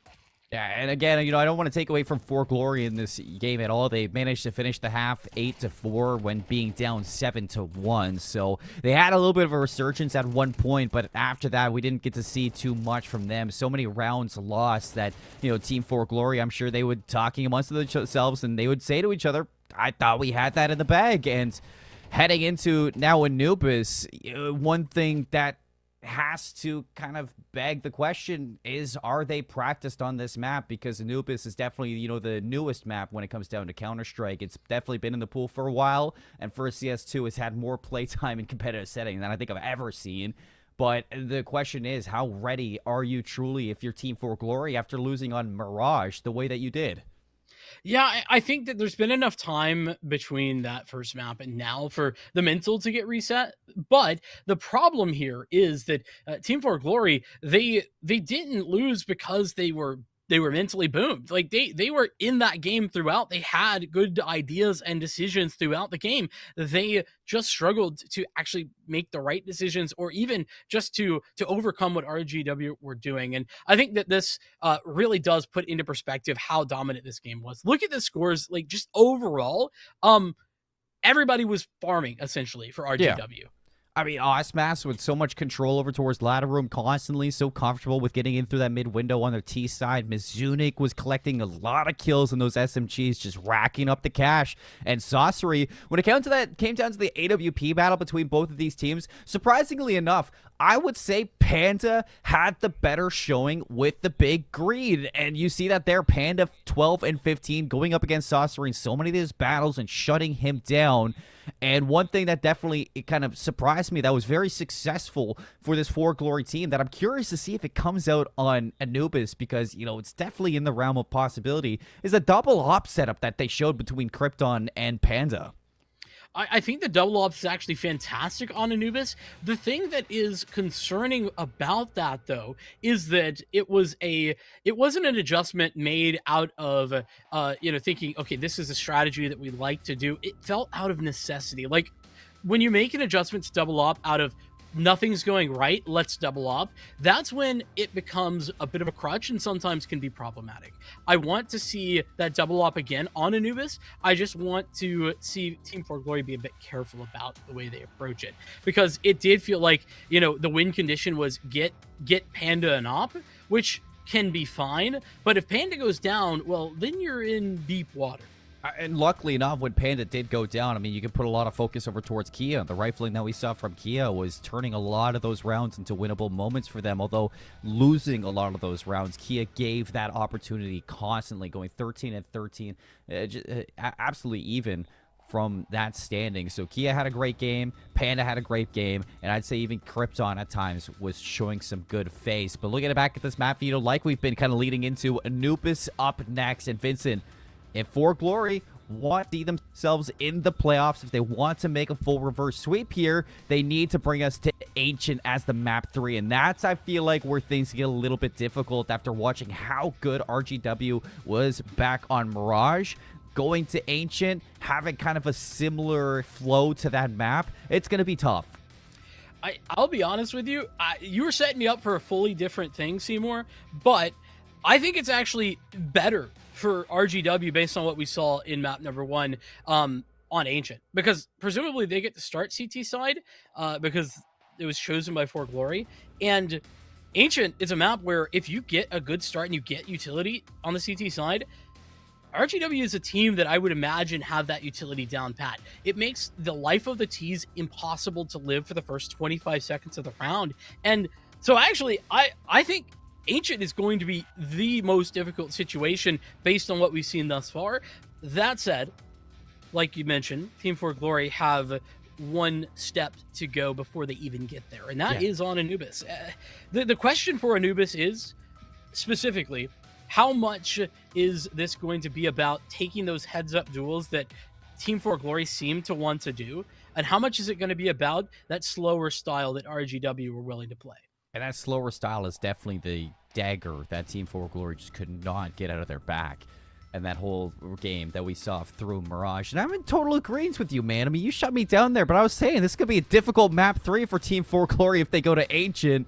It's definitely going to be a very practice map for RGW Esports. So we're in agreement. Going to map 3, it's the hardest map, I'd say, that Team ForGlory is going to go up against. And it's going to take a lot for them to win out in this best of 3 and find themselves going in towards that playoffs. But step 1 is Anubis, and you're definitely right to put a lot of focus on the slow play, because although Anubis can really be, you know, very quick when it comes to pacings for a lot of the site executes, at the same time it can be very patient, and you know, it could be a lot of start-stop scenarios for Team ForGlory and RGW, who has already showed the knowledge of dropping that utility, forcing Team ForGlory into a little bit of a trap, and then gaining space on the opposite end to deny a rotation. I think that Anubis is going to lead to a whole lot of similarities that we saw in Mirage. Yeah, I started out talking about those similarities. I do think there's one additional point to talk about, and I'm glad you brought it up earlier. It's the AWP battle. Panda did very much kind of just own that area of the game, but in Sorcery's defense, I don't think they were put into position to really have as high impact for 2 reasons. The first of which is they were playing on the T side for the most part, and the CT side op on Mirage is just significantly more impactful. It can be moved around so much more and be in the right position to take those fights. Secondary is that Sorcery didn't have an op that often.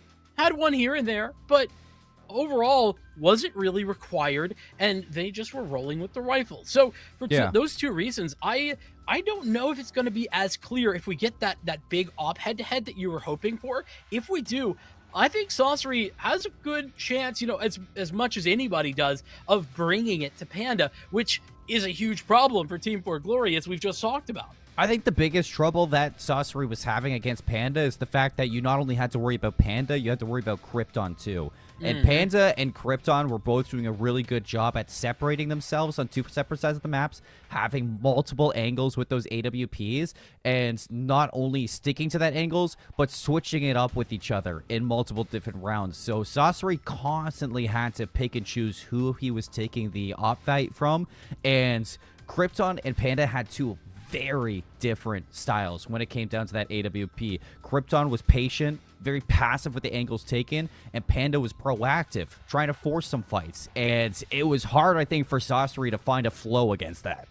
Yeah, I think I'm really glad that you noticed that, because it's very much, if you're an old school Counter-Strike fan, it's like the Kenny S to the Guardian type of comparison. Like, you know, Kenny S is going for those really aggressive fast flicks and that kind of thing. That's what Panda was doing, more aggressive style that you were mentioning. Whereas, as you mentioned, Krypton is just fine to let you walk into his crosshair. Who needs to be aggressive? Who needs to have those quick maneuvers when you could just get the free shots as they walk into your crosshairs? It's fantastic to have two players with such differing play styles, I think, on the same team as well, because it makes it so difficult to play against, because you're always constantly, it's not even a matter of Sasori taking a decision like, oh, I want to fight this guy. It's like, where is this guy? Who am I fighting? Like, you expect the fast, aggressive guy, and suddenly you got Mr. Passive just chilling and waiting for you. It's a very difficult thing to deal with. And I'm trying to think about, you know, if Team ForGlory are going to bring out that same kind of play style on a map like Anubis. I mean, you think about Mirage and how, you know, how many opportunities there is on Mirage to bring out that double op setup, whether it is over towards B, watching apps, through mid window, maybe towards Catwalk, or sitting over towards a ticket booth. There are so many different angles for that AWP to have on a map like Mirage, where Anubis, I mean, I feel like you need to have either that very patient playstyle or very aggressive playstyle. And they're very different than Mirage in that same sense. I mean, I think, you know, the most passive you can get is playing over towards B, maybe even on A around the pillar. And then aggression's going to have to be either through the T side, getting aggressive into the main areas of the map, or, you know, on this middle portion that we're seeing here on screen. Indeed, a very interesting strategy for RGW in the pistol round. They've stacked 4 players in mid-house, and they're just waiting. What this allows is for a fast rotate if there's something fast towards the A site or towards the B site, and it also denies Team ForGlory mid control, which is huge for Anubis. I mean, if there's one area of the map that is the most important, it is canals or mid. Yeah. And that is huge to deny early. Fortunately for Team ForGlory, they're not opting in to that early engagement. They're slowly approaching this B split. Yeah, it's going to be a multi-pronged execute over towards B, a little bit of a split push through underpass as well as in through towards A main. Vita's going to be forced off and smoked out. A couple shots to the smoke, and he's actually going to get digged down, but immediately in retaliation, Sasori drops in towards the canals. The full flank through connector. Sasori's got backup, and now they're starting to tumble over. This bomb's going to get planted. Member over towards CT is going to get clipped. Sasori's going to get shot in the back of the head, and that was absolutely chaotic, Vincent. I love the call from RGW Esports to just run it through mid, drop down canal, and set up a flank. At the same time, Team ForGlory made the right calls themselves, taking so much space out towards long, towards CT, and fortunately, that space gained allows the perfect crossfire towards the players coming in from connector. So everything working well for Team ForGlory. They made all the right calls, and RGW, as much as I did enjoy that decision to go for that play, it just doesn't work out, despite them hitting some good shots. That'll be 0-1 now. Yeah. RGW struggling, never in the pistol rounds, finally stopped. Whew, Vita feeling like you can take a little bit out of the hands of what we saw from Team ForGlory back on their Deagle rounds earlier, but a nice shot there from MN to deny that. And it's a little bit unfamiliar territory for RGW, losing out on the pistol. They won both pistols back on Mirage, so Team ForGlory already starting off to a little bit of a better start, and also showing what you wanted to see, that quick adaptation when they lose that chance for the bomb plant. This is a group up. Team ForGlory, they've already got the man advantage. No need to get fancy. Just walk together, play the trade frags, and things should go as planned. This one hero rifle, though, could be a problem. Smash has to be forced off right away. Goes back in for seconds, and here's the hero rifle from Mizunik. Good for at least one, but immediately backed out.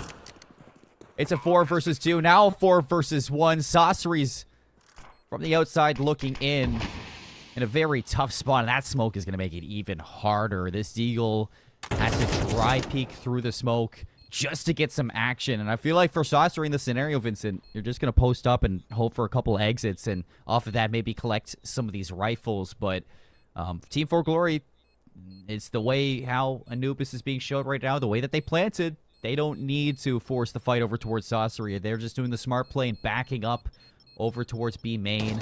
Only leaving one on site, MN. And he's going to be able to stay alive and keep this Galil in play. The hope and the prayer there was to get the A1S that was dropped, but unfortunately, no dice in that. Team ForGlory looking good already, and that was the force buy for RGW.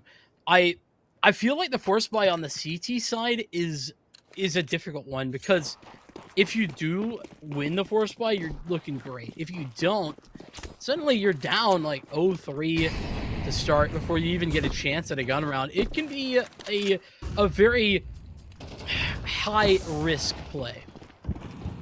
Oh, high risk, high pay. Vita's going to find the first one, and second one peeked out. MN doing a lovely job at damage control right now. Backs up, plays their life, calls for a little bit of backup, and here comes the most romantic panda you'll see in this lobby to help out their teammates and find a third round for Team ForGlory.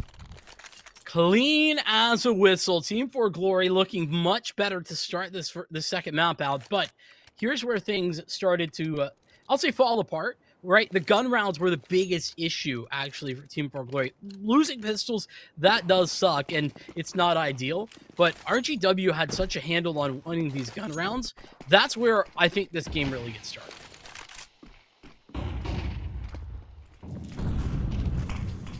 Look at the aggression towards Canals being shown from RGW. Osmas looking to get a little bit of aggressive here, and it's going to pay off with a kill onto Robin Hood. They get that kill, they get out to B. Maintaining Canal's control is a huge part of the T side. Unfortunately, Vita, that's a bit of a wide swing, accidentally engaging where they didn't mean to, and that's a free kill back. But Saucery out mid has the support of Munich, and now has the man advantage as well. Yeah, that's a big kill there for Saucery to shut down possibilities for the walk up mid. Bomb is going to be dropped out over towards B main. Looks like they want to go collect that. And with that, Kia, a little bit worse from there, a little bit thinned out here is Team ForGlory with only 3 members left. Kia has to stick in a very aggressive spot here towards Connector. Their best shot. Up mid as well. The hopes and dreams on this push towards the A site, split towards the A site more correctly. Saucery, whoo! Panda dancing with fire there. Now they have the space to work with. Look at the isolation. The single man actually committed to the A site is now all alone. This is a great off angle in heaven. It is. Mizunik staying quiet as a church mouse. In for one. Swings out. What a shot. Onto the second one. 1v2 for Romantic Panda. Dodds is going to have... No, he won't have a separate angle. Osmas going to hold hands with Dodds here. Chance for Romantic Panda. Low on HP. Immediate follow-up from Dodds. And now he knows... Panda's getting the flash out. Molotov's going to burn him to a crisp. And Dodds, plenty of time for this defuse. Going to grab that up and put a round on the board for RGW. A little scary there at the end. Utility out in a 1v1 is always a terrifying moment, but RGW indeed coming away with the victory. 4 kills as well. Team ForGlory, they just about had that. Unfortunately, Panda couldn't do it all, at least not for the ace. RGW into this next round, what I'm looking for, because their money is kind of weird, I'm looking for them to put this op into a really interesting spot. I want to see aggression somewhere, whether that be mid A or even at B. This op needs to get involved. Maybe going out Canals as well. Well, Canals was the option last round, and it didn't totally pay off as soon as they were hoping for. This time, Saucery just going to peek out to MN, who has been lights out in that position, and remove him instantly with the tip of the spear that has been this AWP. And while this is going down, Krypton's looking for space through mid. Mizunik just hiding away in the corner. How good was he? Back on Mirage this time. Only damage behind the SMG. Krypton, I think, blinded there for a moment, but comes back, and Sorcery's back for more as well. Now out to the A site for the rest of Team ForGlory, but Sorcery's just making contact. Osmos is still here. Kia's going to find 2 yet again. One of our highlights from the pre-show, talking about how Kia was able to make something out of nothing at times for ForGlory and give them those winnable chances. But how has Osmas just gone unchecked here? And the bomb's going all the way back over towards B. It's dropped out way towards the B site. That's a massive error. This round's getting a little chaotic, Vincent. I don't know. They might expect... The problem is they probably expect Osmos to have rotated from the B site and through spawn. So they have a good idea of where he could be at. That is the issue at hand. And this rotation. Do you ever check this if you're Osmos? I don't think so. No, you don't. Robin Hood, I mean, that's a similar play that we saw from Vita back on Mirage, too. Just so good at lurking in and around places. Nothing determined for Team ForGlory on what they were doing in that round. And whether it was a lifeline, kind of like a saving grace, or a planned opportunity for them, it turns out to be a round win. And Robin Hood takes that opportunity and sets him up in such a great position to find those 2 kills. I'm going to be honest. RGW, I feel like they lost that round in part because of that error. They had no way of anticipating such a comedy of problems that Team ForGlory were going to be dealing with. And so their decision-making was, unfortunately, kind of interrupted by it. Peeks out there mid for the Deagles to absolutely sing out the double dunk nade from Panda and Krypton. Sasori had nowhere to go. Stuck between 2 bad decisions, an HE on your left and HE on your right. And damage done in both directions. Ooh. Great little shot there. Romantic Panda. Down for the count, at least in this round. Dodds is always good for 1, and he should be able to recover that rifle. And a rifle in the hands of Dodds means the round is never over, Vincent. Not at all. This guy has been incredible. Problem being, though, at a disadvantage, I think saving the AK isn't a bad decision. On the other hand, you could be doing a lot of economic damage. We can see in the bank accounts. Team ForGlory, they're not exactly flush, but it looks like the right decision for RGW is to save. Just grab exits on the way out of these Deagles and try and take this gun into the next round. I like the setup. Vita's going to be here with the AK. What a... Molotov. I don't know what that call is. They got to go all the way back out over towards B main now. He is going to find an exit. They live here, right? Oh, yeah, they should be. Okay. This bomb Kia dies. Oh, no, that's unfortunate. It must have been on low HP. Of all the maps, Anubis has the biggest dud of a bomb. Yeah, surprisingly, because CS2, I don't even want to talk about what it was like dealing with these bombs at first. Yeah, the early beta. Oh man, I was holding hands with you, and I was saying, "Am I safe? Am I safe? Hold my hand." And to which I replied, "I have no idea. I'm sorry." Well, we got the op once again. Early getting into mid control, full canals taken, and it's Mizunik to hit the first shot. And I like this too, from the smokes being down early. Akia is going to look to at least patch some holes, but one member is going to go unnoticed. It's Osmas in this aggressive angle that I think RGW, they can completely disengage, leave him here, and see if he can do any damage to shake it up. Sasori's going to be spotted.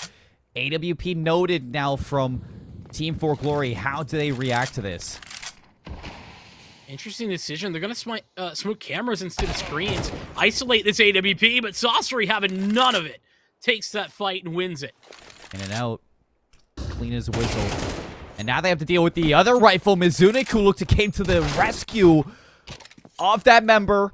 Osmas, who was just left in that very aggressive angle, finally having a chance to rip the head off of the shoulders of Krypton. And Team ForGlory just don't know where to go next. It seems like A is going to be the end game here, but Saucery is definitely somebody you still have to worry about, and that AWP has not moved an inch. Second member on the corner. The flash is out. MN, a chance at winning this. 1v1 for Vita to bring it back, but the teammate is already here. Vincent, 25 seconds. There's no room for MN to rotate. Not at all. Saucery overheating just a little bit. No need to commit to that fight, but MN realizes the awful position that he's in. Tries to isolate a duel, but as soon as he taps his bomb, he'll be swung by two. Doesn't even need the bomb to be tapped for that to happen. Op recollected, and RGW able to find success. Going back to Osmos, though, in mid, just phenomenal position to get into early into that round. And one of my favorite phraseologies, you'll know, Seymour, you know, patience pays off. Because Osmos could have just committed to that fight. As soon as the player in connector goes down, could have tried to take the fight early, instead waits and then catches the rotation from middle. Exactly what was required. Patience is quite the virtue, and not many people are able to accomplish things like that. Osmos just trusting his gut and holding that angle, and it pays off in a second round win for RGW, which is weird to say after the performance that they had back on Mirage, but having to be the team to make those adjustments, RGW Esports, can they continue to do that? And does ForGlory have a couple more tricks up their sleeve? Got to keep in mind as well, this is a T-sided map, you know, and not a small amount either. So about 60% win rate overall for the T's, typically speaking. Getting that early T-side start does feel good, and Team ForGlory putting it together early is exactly what they need, but it's not a indication of loss here for RGW. Oh, Mizunik's going to have a lot of work to do, and I don't think Saucery spotted the cross, so he's not going to be here to reposition, but that Molly holds ForGlory at bay for a moment. 45 seconds, plenty of time to pivot back over towards B. Saucery will be here to back up Mizunik, and after that peak, no information seen. RGW is getting drawn back to B. Oh, but they're not fully committing to this. They still here at A, and now the utility will give it away. Mizunik on a pillar, swings out for one. Couple more, the backup is there. A double kill with the SMG. And the fragging potential of Mizunik when this MP9's in their hands is out of this world. MN a little bit rattled on what to do. Totally split with their other teammate. Back over towards B. MN and Kia, I mean, how much magic do these two really have? Kia's not going to be able to get anything more done. He's going to escape with that M4A1S and bring it into the next round. Yeah, but he gets no money. So as great as that is, and as good as that is, better than nothing, now the money situation is really weird because they can't drop, but there's a player with 4K, everybody else has 2K. It's all over the place. They're going to be in some weird money situation for a couple of rounds because of it. In addition to that, I love Mizunik's positioning there. Just knows the win condition is don't overcommit. Only commit to the fights that you can win, and just takes those fights exactly when needed to. A little bit of trouble for ForGlory in the past couple of rounds. It just doesn't seem like they've been able to get the ball rolling when it comes to these site executes. RGW have been a lot more proactive in fighting a lot of these battles and a lot more thought going in towards these defensive setups. Notice the early setup for Canal there as well. Saucery tossing utility, flashes and the such, in order to support the Canal take to get that early information as well. That's the type of team play that put RGW up above the Team ForGlory side in the last map. A second of doubt from Saucery, and Krypton's going to blow it up. Shot to the head with the deagle. That's up, down, and ForGlory, they pick it up and they run back over towards B to grab that bomb. Now with a 3-3 situation with an M4A1S still in the hands of your member, and Krypton now with this AWP. Robin Hood has a chance at leading them in towards this A site, but look at the flank through Canal. Right away. So quick, so much noise being made from Dodds. They are chasing them. Panda's heard this, though. Absolutely has heard it, but doesn't give the information fast enough. Dodds, easy frag, and Osmos on the site. Leaves Panda in the 1v3. I don't know what the call was there. Panda should have been well aware of a full flank, but ForGlory, they do nothing to combat that at all, and Panda kind of leaves them high and dry in that situation. That was a very winnable moment if they just turned around, Vincent. Yeah, I mean, in the position the Panda was located in, there's no doubt that the audio cues were there. Maybe just didn't hear them, didn't have the wherewithal, didn't realize where they were. I don't know. Lots of things can happen, but here's the weird situation I was talking about, is the utility. Little lackluster there for Panda, who saved, and the Galil only for the player who saved last round as well. So, not the best, but you got to do what you got to do. Team ForGlory back on the op, though. Will it be enough? Sorcery has changed. Oh No my way. goodness. A little bit of a haircut for MN. And Mizunik's going to find a second one through mid. So, yet again, ForGlory just continuing to get forced down in the dumps. I don't understand how Mizunik wasn't able to get that kill, but Vita there to clean it up. And already a 1 versus 4 scenario for Kia. I'll tell you how. What an absurd push from Krypton. Like, just absolutely crazy.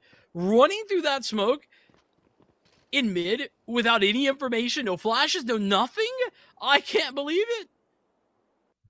They really were looking for open prayer, just tossing out the Hail Mary. 1v4, gonna need another Hail Mary here. That's what? 4 rounds in a row now from RGW Esports, Vincent. And their CT side started a little bit lackluster, kind of being walked on by ForGlory after their pistol round success. And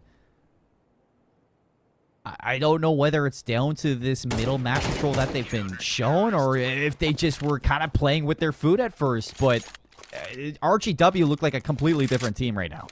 I mean, I told you that first gun round that, or the second gun round, the gun round that looked good and then fell apart late, that was a round that I think RGW had no idea what was going on, because Team ForGlory had no idea what was going on. And I think that is part of the reason we saw such a strong start, the continuation of it. Now, RGW, they've kind of gotten an idea of what's happening. I like this. All gas, no brakes down mid. Why not? Full speed ahead to A, the destination, to get this bomb down and find a couple guns on the way. But Mizunik's going to drop a molly, isolate one of them. And now it's round number 2. But this time, he's got help. And it's Dodds with an AK to just cut them down. However, take a look at this. 3 members dead for RGW. It's going to be a round win, but a very costly round win, which for RGW, and you look at their bank numbers at the top, I'm sure they are not too worried about. Not only that, they're heading into the final round of the half, so it's less of an issue. If that had come together maybe a round or 2 ago, we could have been having a different conversation. Team ForGlory would love to equalize this at 6 apiece. What a fantastic little comeback RGW has already put together.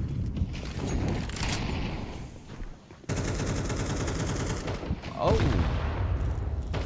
Vita's playing jump rope. Okay. Sorcery through mid. Panda had an idea, but Sorcery's just a little bit quicker to the draw. And that is a huge kill to pick up for RGW.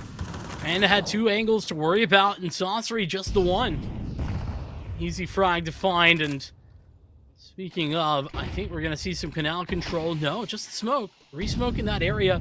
Denying position, mid-control. Now somewhat found for the T's. Oh, Look at how split this is. The bomb is still at B. I was going to say full sense of security at A, and Kia and Robin Hood, they're not going to be thwarted whatsoever. And that bomb's got a lot of travel time between getting towards this site, and that canal control is going to be a little bit of an issue for it. Krypton has to adapt to this one, and yeah, nice recognize from Team ForGlory to notice that they've been so keen on this canal control. Krypton's not going to be fooled. It's down to Vita in a 1v3. And the bomb down on the ground. You need to come pick this one back up. Vita's going to be spotted. Flash out.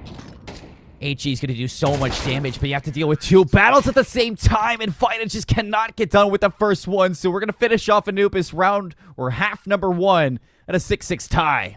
And I want to take stock, Seymour, right? We talked about the AWP and whether or not Sorcery was going to have that impact He absolutely has. He's been able to have the impact multiple positions, multiple rounds. The early shots have been phenomenal. And in addition to that, we have been seeing Panda limited because of the lack of AWPs available as well. This has come together in a phenomenal way for RGW. The comeback of that first half, very much in part due to that AWP. Yeah. But again, I mean, 6-6 for Team ForGlory heading over towards their CT side. That is not too bad. Look at this angle from Kia. We're going to do a lot of damage early on. Do they check it? They do not. The distraction from Panda, and Kia is able to find a second one. A 2-for-1. Can you get more? You can't. And now Robin Hood's on the run. 2 members here, 3rd on the way. RGW, this might not be the site you want. They had a bit of a timing a moment ago, but they've lost it now. Saucery sticking around for maybe a little bit too long. Team ForGlory with that early setup, phenomenal though. Wide in such a way that you take the first contact and then don't check the close corner because you're worried about that close, or you're worried about that far contact that was already made. Just a bait setup in its purest form. Works beautifully for ForGlory.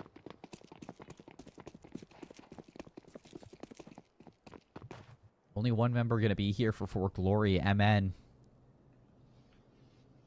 At length with this USP. Definitely, I'd say the weapon of choice, but I've seen Vita with this Glock do some crazy, crazy things. So, still a tough battle. Is MN up for the task? Here's the utility. He knows. First one's in. Second one to follow. Respect being shown from MN. Just throwing some shoulders, allowing this bomb to get planted. Respect on the other side as well. RGW not interested in that fight. They'll saddle up into post plants. HP not too low for anybody. And here comes the retake. A kit and a smoke as well. Crossfire to deal with. Robin's going to spot the first one, and they know where Vita is, so they have to split their attention to take these fights. Smoke's going to block off Vita. MN's going to remove that player. 1v2. Saucery just letting this time tick away. Slowly and surely sticking it out. And the defuse for ForGlory. Hiding in the smoke. Saucery just could not hit the target. Unfortunate, you know, that smoke in the kit, it does pay dividends to have that in the pistol round, particularly on a retake. And Team ForGlory, they take it. Both pistols are theirs on this map now. Anubis looking far better already. Now a brighter spot for the Team ForGlory squad. The plant, you know what that means? A full force buy. Coming from RGW, they're looking to execute towards B. Plenty of chance for a second round conversion here, but MN, the first point of contact, good for the kill. The Moss going to at least to cause some problems. Vita immediately removing that problem. A second one as well, and the bomb site has been taken over. Bomb planted, 4v2. Double FAMASes for ForGlory, but Osmat's going to remove the first one, and that is going to put some pressure now onto Kia to go absolutely nuclear. No worry in the world, just swinging it all willy-nilly out in the open, and too many players to deal with. 7-7, we stay even, and RGW off that bomb plant just continuing to keep us entertained. One of the most difficult things to contend with as a CT is a force buy on the second round from the Ts who get a bomb plant. But the decision-making and the strategy from RGW was phenomenal as well. That execute onto B, it's all about isolating duels. Isolate long first, then isolate the back of the site so that you can close the distance with your lesser weaponry. And that's exactly what RGW did. Full speed ahead into A. 3 members to deal with, but it's only pistols. How much are you really worried if you're fighting? Not at all. Mizunik's going to follow up. Saucery a third. And this is ForGlory falling one by one. A little bit of damage here, a little bit of damage there, Vincent, but they're not worried at all. Yeah, I mean, you could call this a pretty good damage round. The problem with that for Team ForGlory is that they full force spot into that. So that was their response, is those pistol armors that did well, but not well enough. Now, We have RGW with some space to work with, an early AWP. That is incredibly aggressive. But Sorcery, 4 kills in the pistol, 13 in the first half, is feeling it. What is that smoke? That might be deep for screens. I'm gonna note that one down. Yeah, I think that was screens. Gods is going to be able to knock off that first one. Osmas, the second one, just lambs to the slaughter right now for Glory. Unable to really do some serious damage here. It's a little bit troublesome in the cleaning up of those last couple members. And RGW only walk away with 2 members yet again, Vincent. I mean, these rifle rounds, albeit it's round wins, they're just not able to stop these pistols right away. The bad news for Team ForGlory is that as great as that is, they have given RGW that extra round of cushion to get extra money, and the off doesn't go down. So it's good, but not going to give enough of a advantage. For example, if Team ForGlory win this round, I don't think RGW are broke yet. Glory gonna have to deal with this pressure from Dogs, and expecting a second one. It's Robin Hood, a little bit off angle there. 2 split in the kills, and it's split different by Panda with the AWP inside connector, slowly making the great escape out canal, and it doesn't seem like Mizunik Getting flanked. gonna hunt this one down. There is a flank to worry about. Krypton is already through B main. No idea. Shot in the back of the head. It's Mizunik on low HP.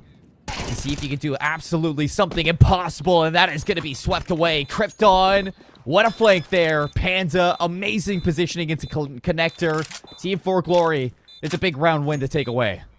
And that's a round where an HE dissipates the smoke inside of connector in E-Box. That allows Panda the space to take that shot, clear them out, but Robin Hood deserves so much credit, Seymour. That double kill from Pillar was entirely out of position, by the way. Just trying to get back into the back site or playing around the pillar, supporting the AWP. Needed to make one decision or the other, got stuck in the middle, and still able to find both kills. Let's see if they can expand on that now. 8-9 we stand. Anubis being a lot more close in contention than we had back on Barrage and ForGlory. I mean, you could definitely a little bit of a props for the homework that has been done. Full disengage from mid. The hunt is on for Osmas. It seems like he just wants to walk right through. Timing on his side. Will Panda be ready for it? He's here with the AWP, but has lost his wingman. Vincent bombed down just outside of CT over towards the A side of the map, and reapplication of the Molotov. Panda's going to be watching over towards mid room. Explosive A split, ready to go. The question is this AWP, and Panda indeed ready to roll. Smoke for screens. Time to roll out onto the A site. I love these smokes. Just being thrown down.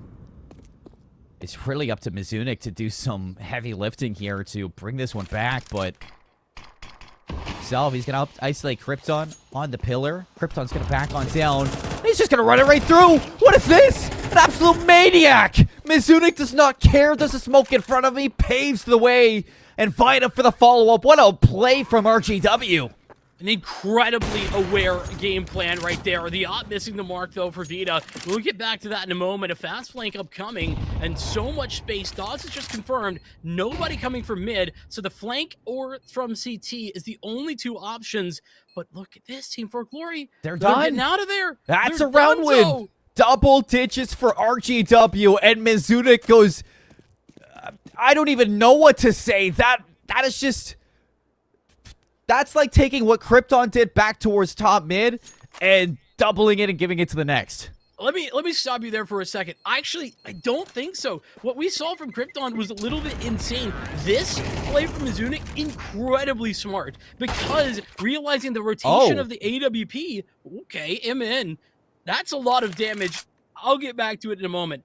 a lot of knowledge, so much going on. A lot of knowledge there going into that game plan, though. Knows that there's a player isolated on the pillar, not going to be seen jumping through, has to flash off the player who was rotating into heaven, and he can isolate the player on the site. Actually, a phenomenal play using all the knowledge that he had been gaining by those shots coming forward.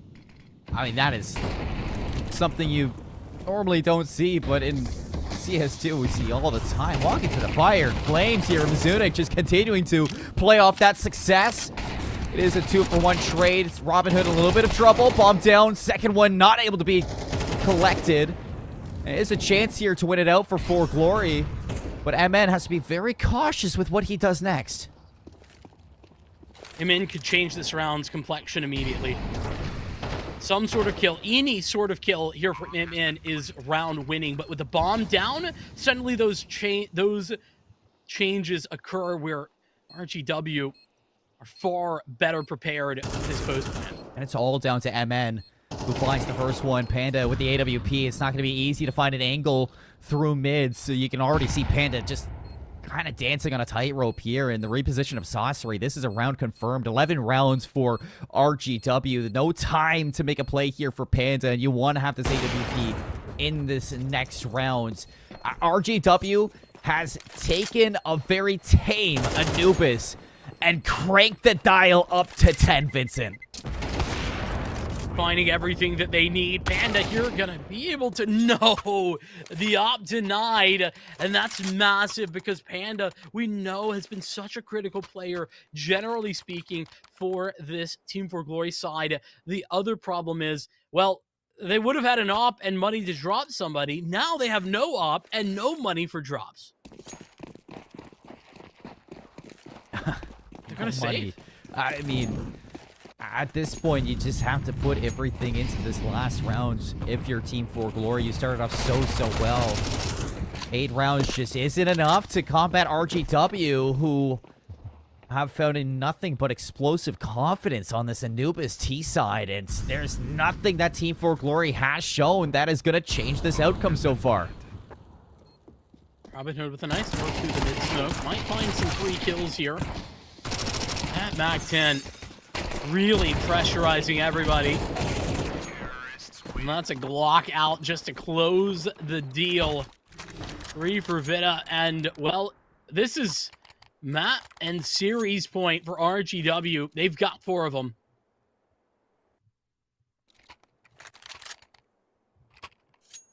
This is RGW. I mean, we talk about their shortcomings back in monthly final number 1, where they lose to Easy Money Snipers. They get forced back into the qualifiers for a second month, but it seems like this comeback has a little bit of vengeance behind it.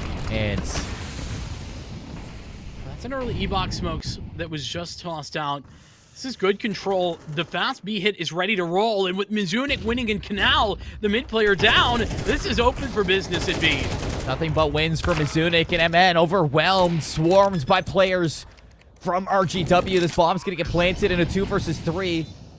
And the player from ForGlory slowly making the play through Canals. Kia, can you change it around? Kia gets shut down. Panda's all alone, and RGW with the pivot back around. It's Mizunik to put the nail in the coffin for a 2-0 win. They got a date in the playoffs. That they do, and a well-deserved one at that. RGW, they just were on easy mode for map number 1. Map number 2, that was a different story. Gotta give props to Team ForGlory for putting up such a phenomenal fight. But as you were talking about, the explosiveness of the T side that RGW put together was just too much to handle. Loved how we just saw them confirm so much space early on, knowing how the rotations were going to come through, and then making the right decision in the late round if it even needed to get there. Yeah, I don't want to take anything away from ForGlory and the way that they played Anubis. They really stepped up since from what we saw back on Mirage when their backs were against the wall. They showcased a lot of competition here inside of this best of 3, but RGW always a step ahead, always forward thinking, not needing a timeout to have a plan C or a plan D even at times, Vincent, and you have to respect it where RGW, they fell short in monthly qualifiers too. They made sure they crossed their T's, they dot their I's, and that wasn't going to happen a second time. Yeah, they seemed supremely prepared. The way that they were approaching those T-sided rounds, we saw it in those early smokes, that early utility. At the beginning of every round, there was a different set of utility going out from one player or another for RGW, and what that entails is that they're setting themselves up for the control that they need for the site that they're hitting. And that means that they have a plan from the start. Expected, sure, but something that doesn't always go so well as it did in this case. Yeah, and not only, does that mean a win here into the playoffs, but a little bit of change behind that. ForGlory not going to walk away empty-handed. They do win out in the second place prizing. That is $300 cash, but for RGW, they get that 650 prize pool that we were saying that number one takes the little bit of a step up from that second place spot, and they have that chance now for, that road to land now a little bit farther up. We'll talk more about that in a bit. Let's take a look back at this Anubis map, Vincent. We put a lot of focus onto a couple of players throughout Anubis. Dodds being one on the entry that I was kind of mentioning that we saw so much success from Mirage, but it was Dodds taking a little bit of a backseat. We saw some really big plays from him, but I mean, you can't look at this Anubis and not highlight both Osmas and Sorcery. Sorcery, but I was going to say Mizunik even. Oh, you know what? You make a good point, actually. I feel like it's hard to pull out an individual. I think I have to say Sorcery is like the go-to guy, but in those late round scenarios, the decision-making from both Osmas and from Mizunik were phenomenal as well, but the AWP kind of set the tone for this map, didn't it? Like, consistently getting that out early was where we saw RGW find their first victories. And yeah. I think that Sorcery deserves a lot of credit for that.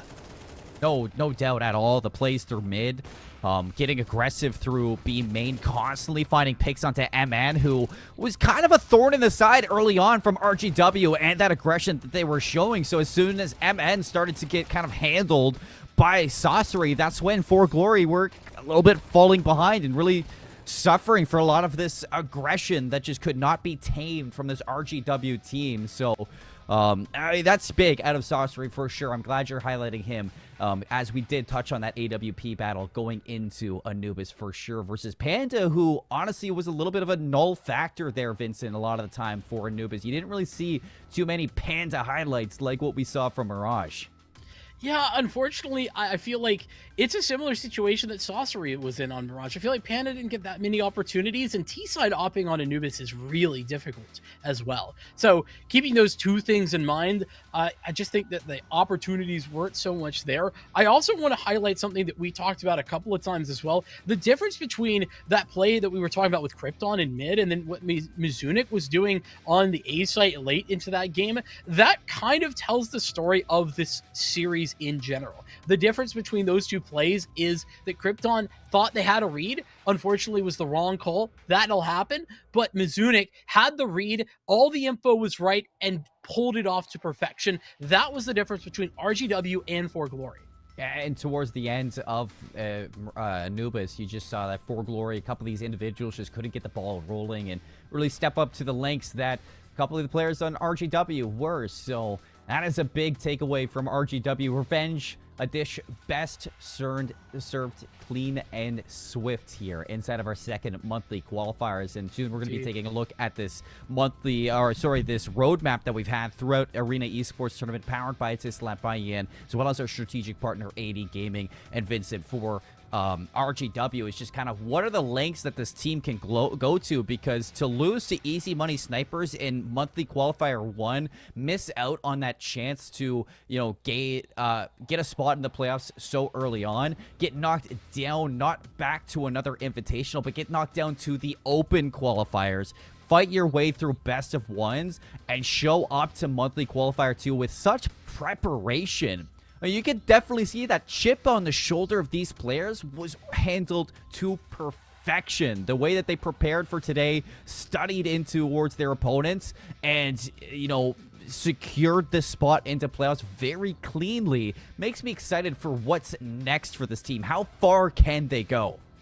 I didn't get the privilege of seeing that monthly final previously. What I will say from watching RGW today is that they checked all the boxes for me. You know, if I'm looking at a team that I may not know that much about, but I'm looking for like what the indicators are for a strong team, it's that coordination. It's the ability to read the opposition and make decisions quickly. And in addition to that, be able to take time and have prepared strategies that you can go into or just ignore if you don't need them. All of those boxes ticked for me with RGW. I think the sky's the limit. Yeah, I mean, we've already highlighted a couple of these players. We get to look back at the scores from Anubis once again. 13-8 for RGW for a 2-0 win inside of this best of 3, sweeping away ForGlory quick as ever on this nice Tuesday morning for you and I, but nighttime for these players playing against each other. And, you know, we highlighted Saucery 20-15, Mizunik 16-16. May not have had the best start to Anubis, but an amazing close to this day. Osmath's very consistent from both Mirage into Anubis. Not really anything bad to say about this member. And then Vita and Dodge just kind of patching those holes on a lot of these entry moments where, you know, maybe Mizunik and Osmath weren't always present. You could trust that Dodge and Vita were always going to get, you know, the overall job done in patching those lurk plays. Yeah, and I think it's a good point to talk about that Osmounts is actually top fragging over the series, this 2-0. I think that kind of goes to show that he is definitely the guy plugging the holes, right? There was Saucery having a phenomenal second map. Dodds, we talked about the entry prowess on map 1, but it's definitely Osmas and Mizunik taking some of those positions that aren't the easiest to like take to frag from, but then doing very well in those spots. So yeah, got to give props over there. And I think that this stat line kind of gives that indication.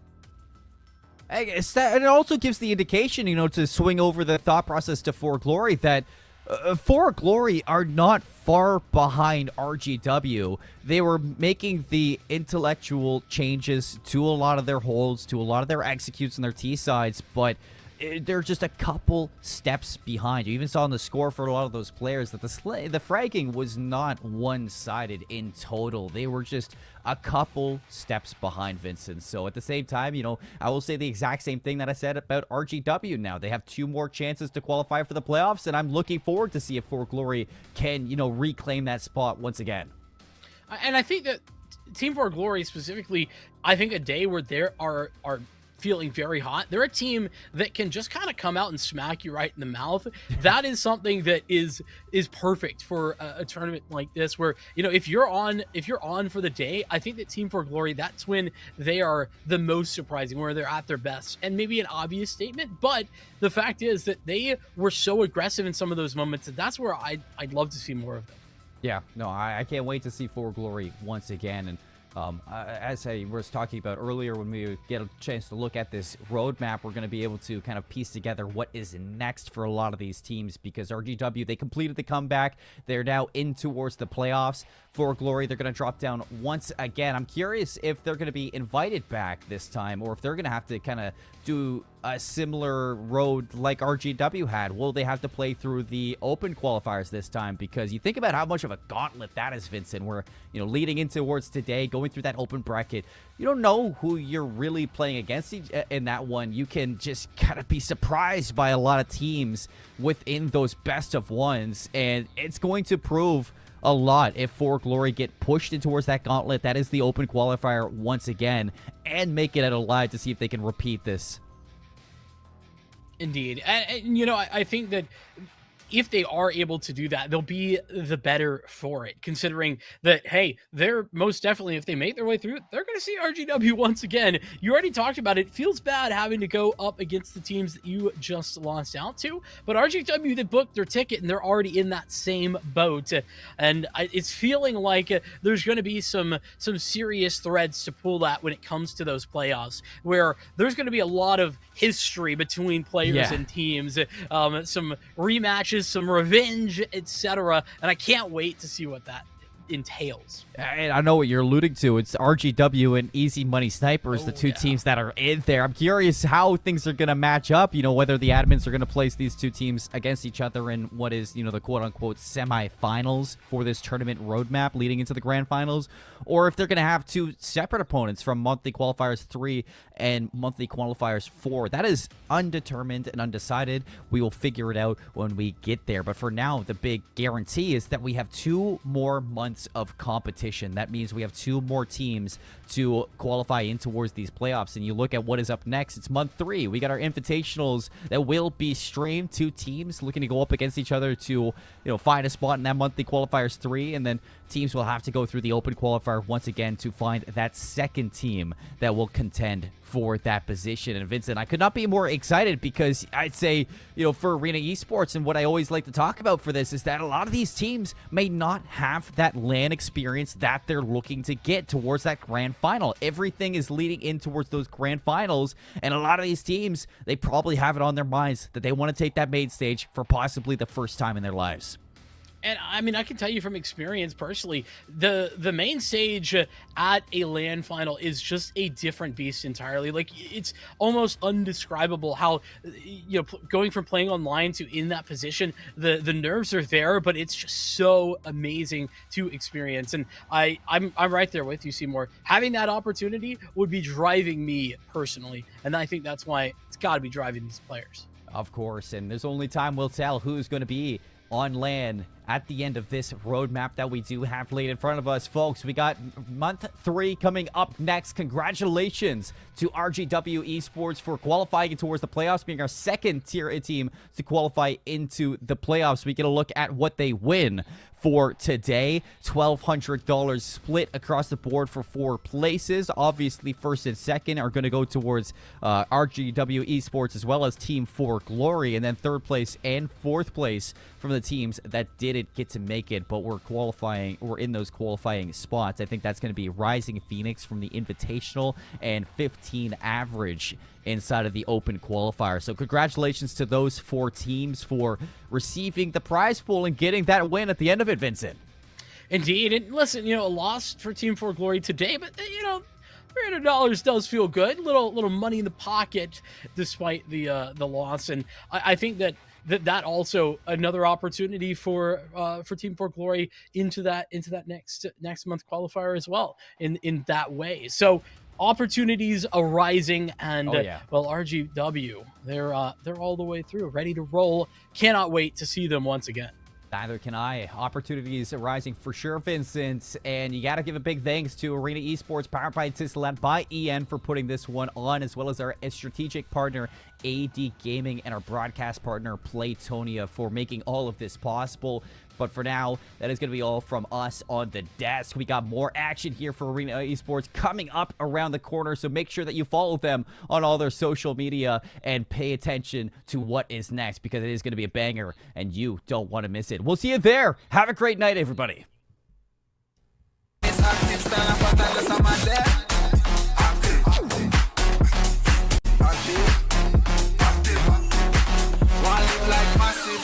Talking with an average brandish. Just roll down all the world hostage. Wanna start the bumper class match pit. When we step out to the place, get active. Active, active, active, active, active.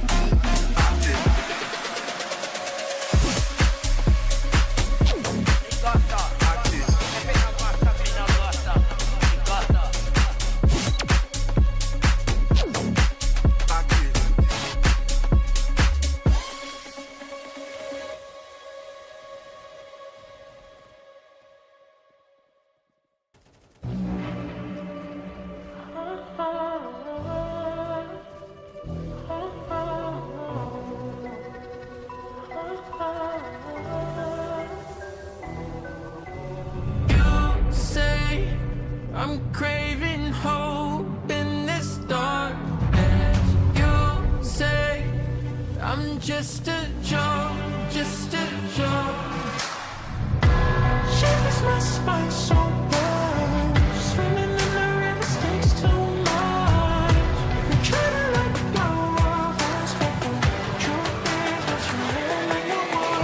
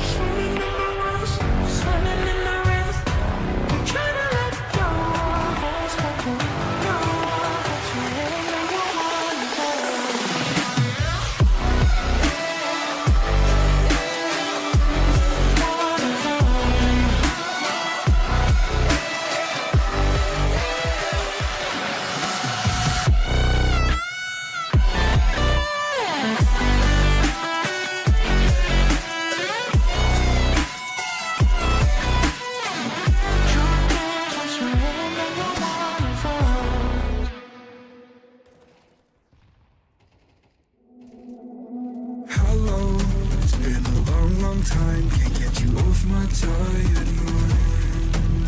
Shadow, let the tape rewind and finally ease my anxious eyes.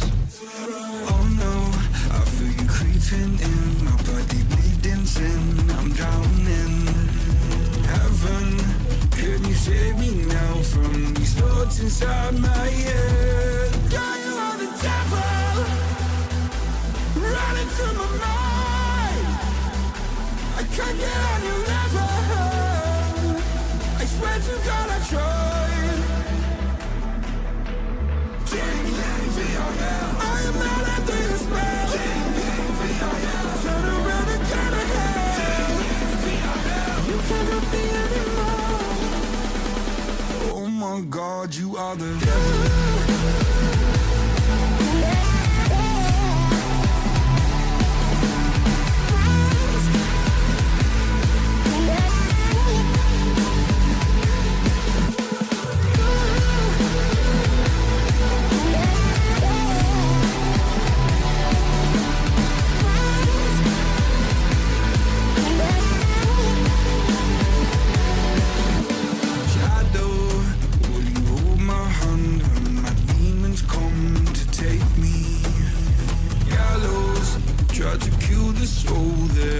So hard to save.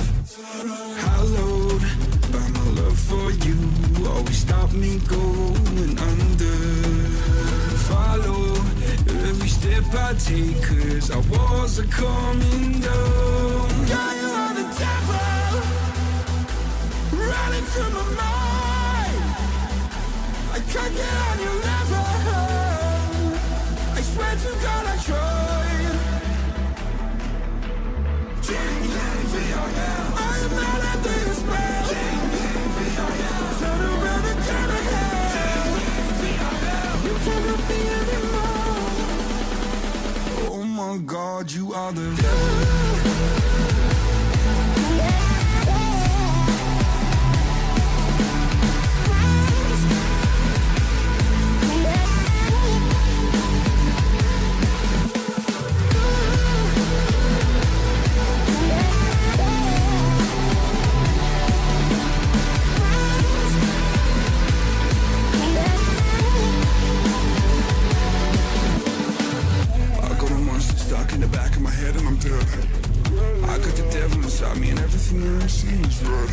Vision's blurry, I'm in a hurry, my skin is starting to shed quick. Call up the doctor, swallow some pills, maybe I'll wake up in bed.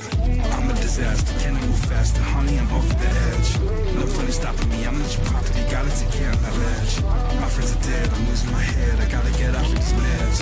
I am unstable, willing and able, give you this body to pledge. Oh my God, you are the devil.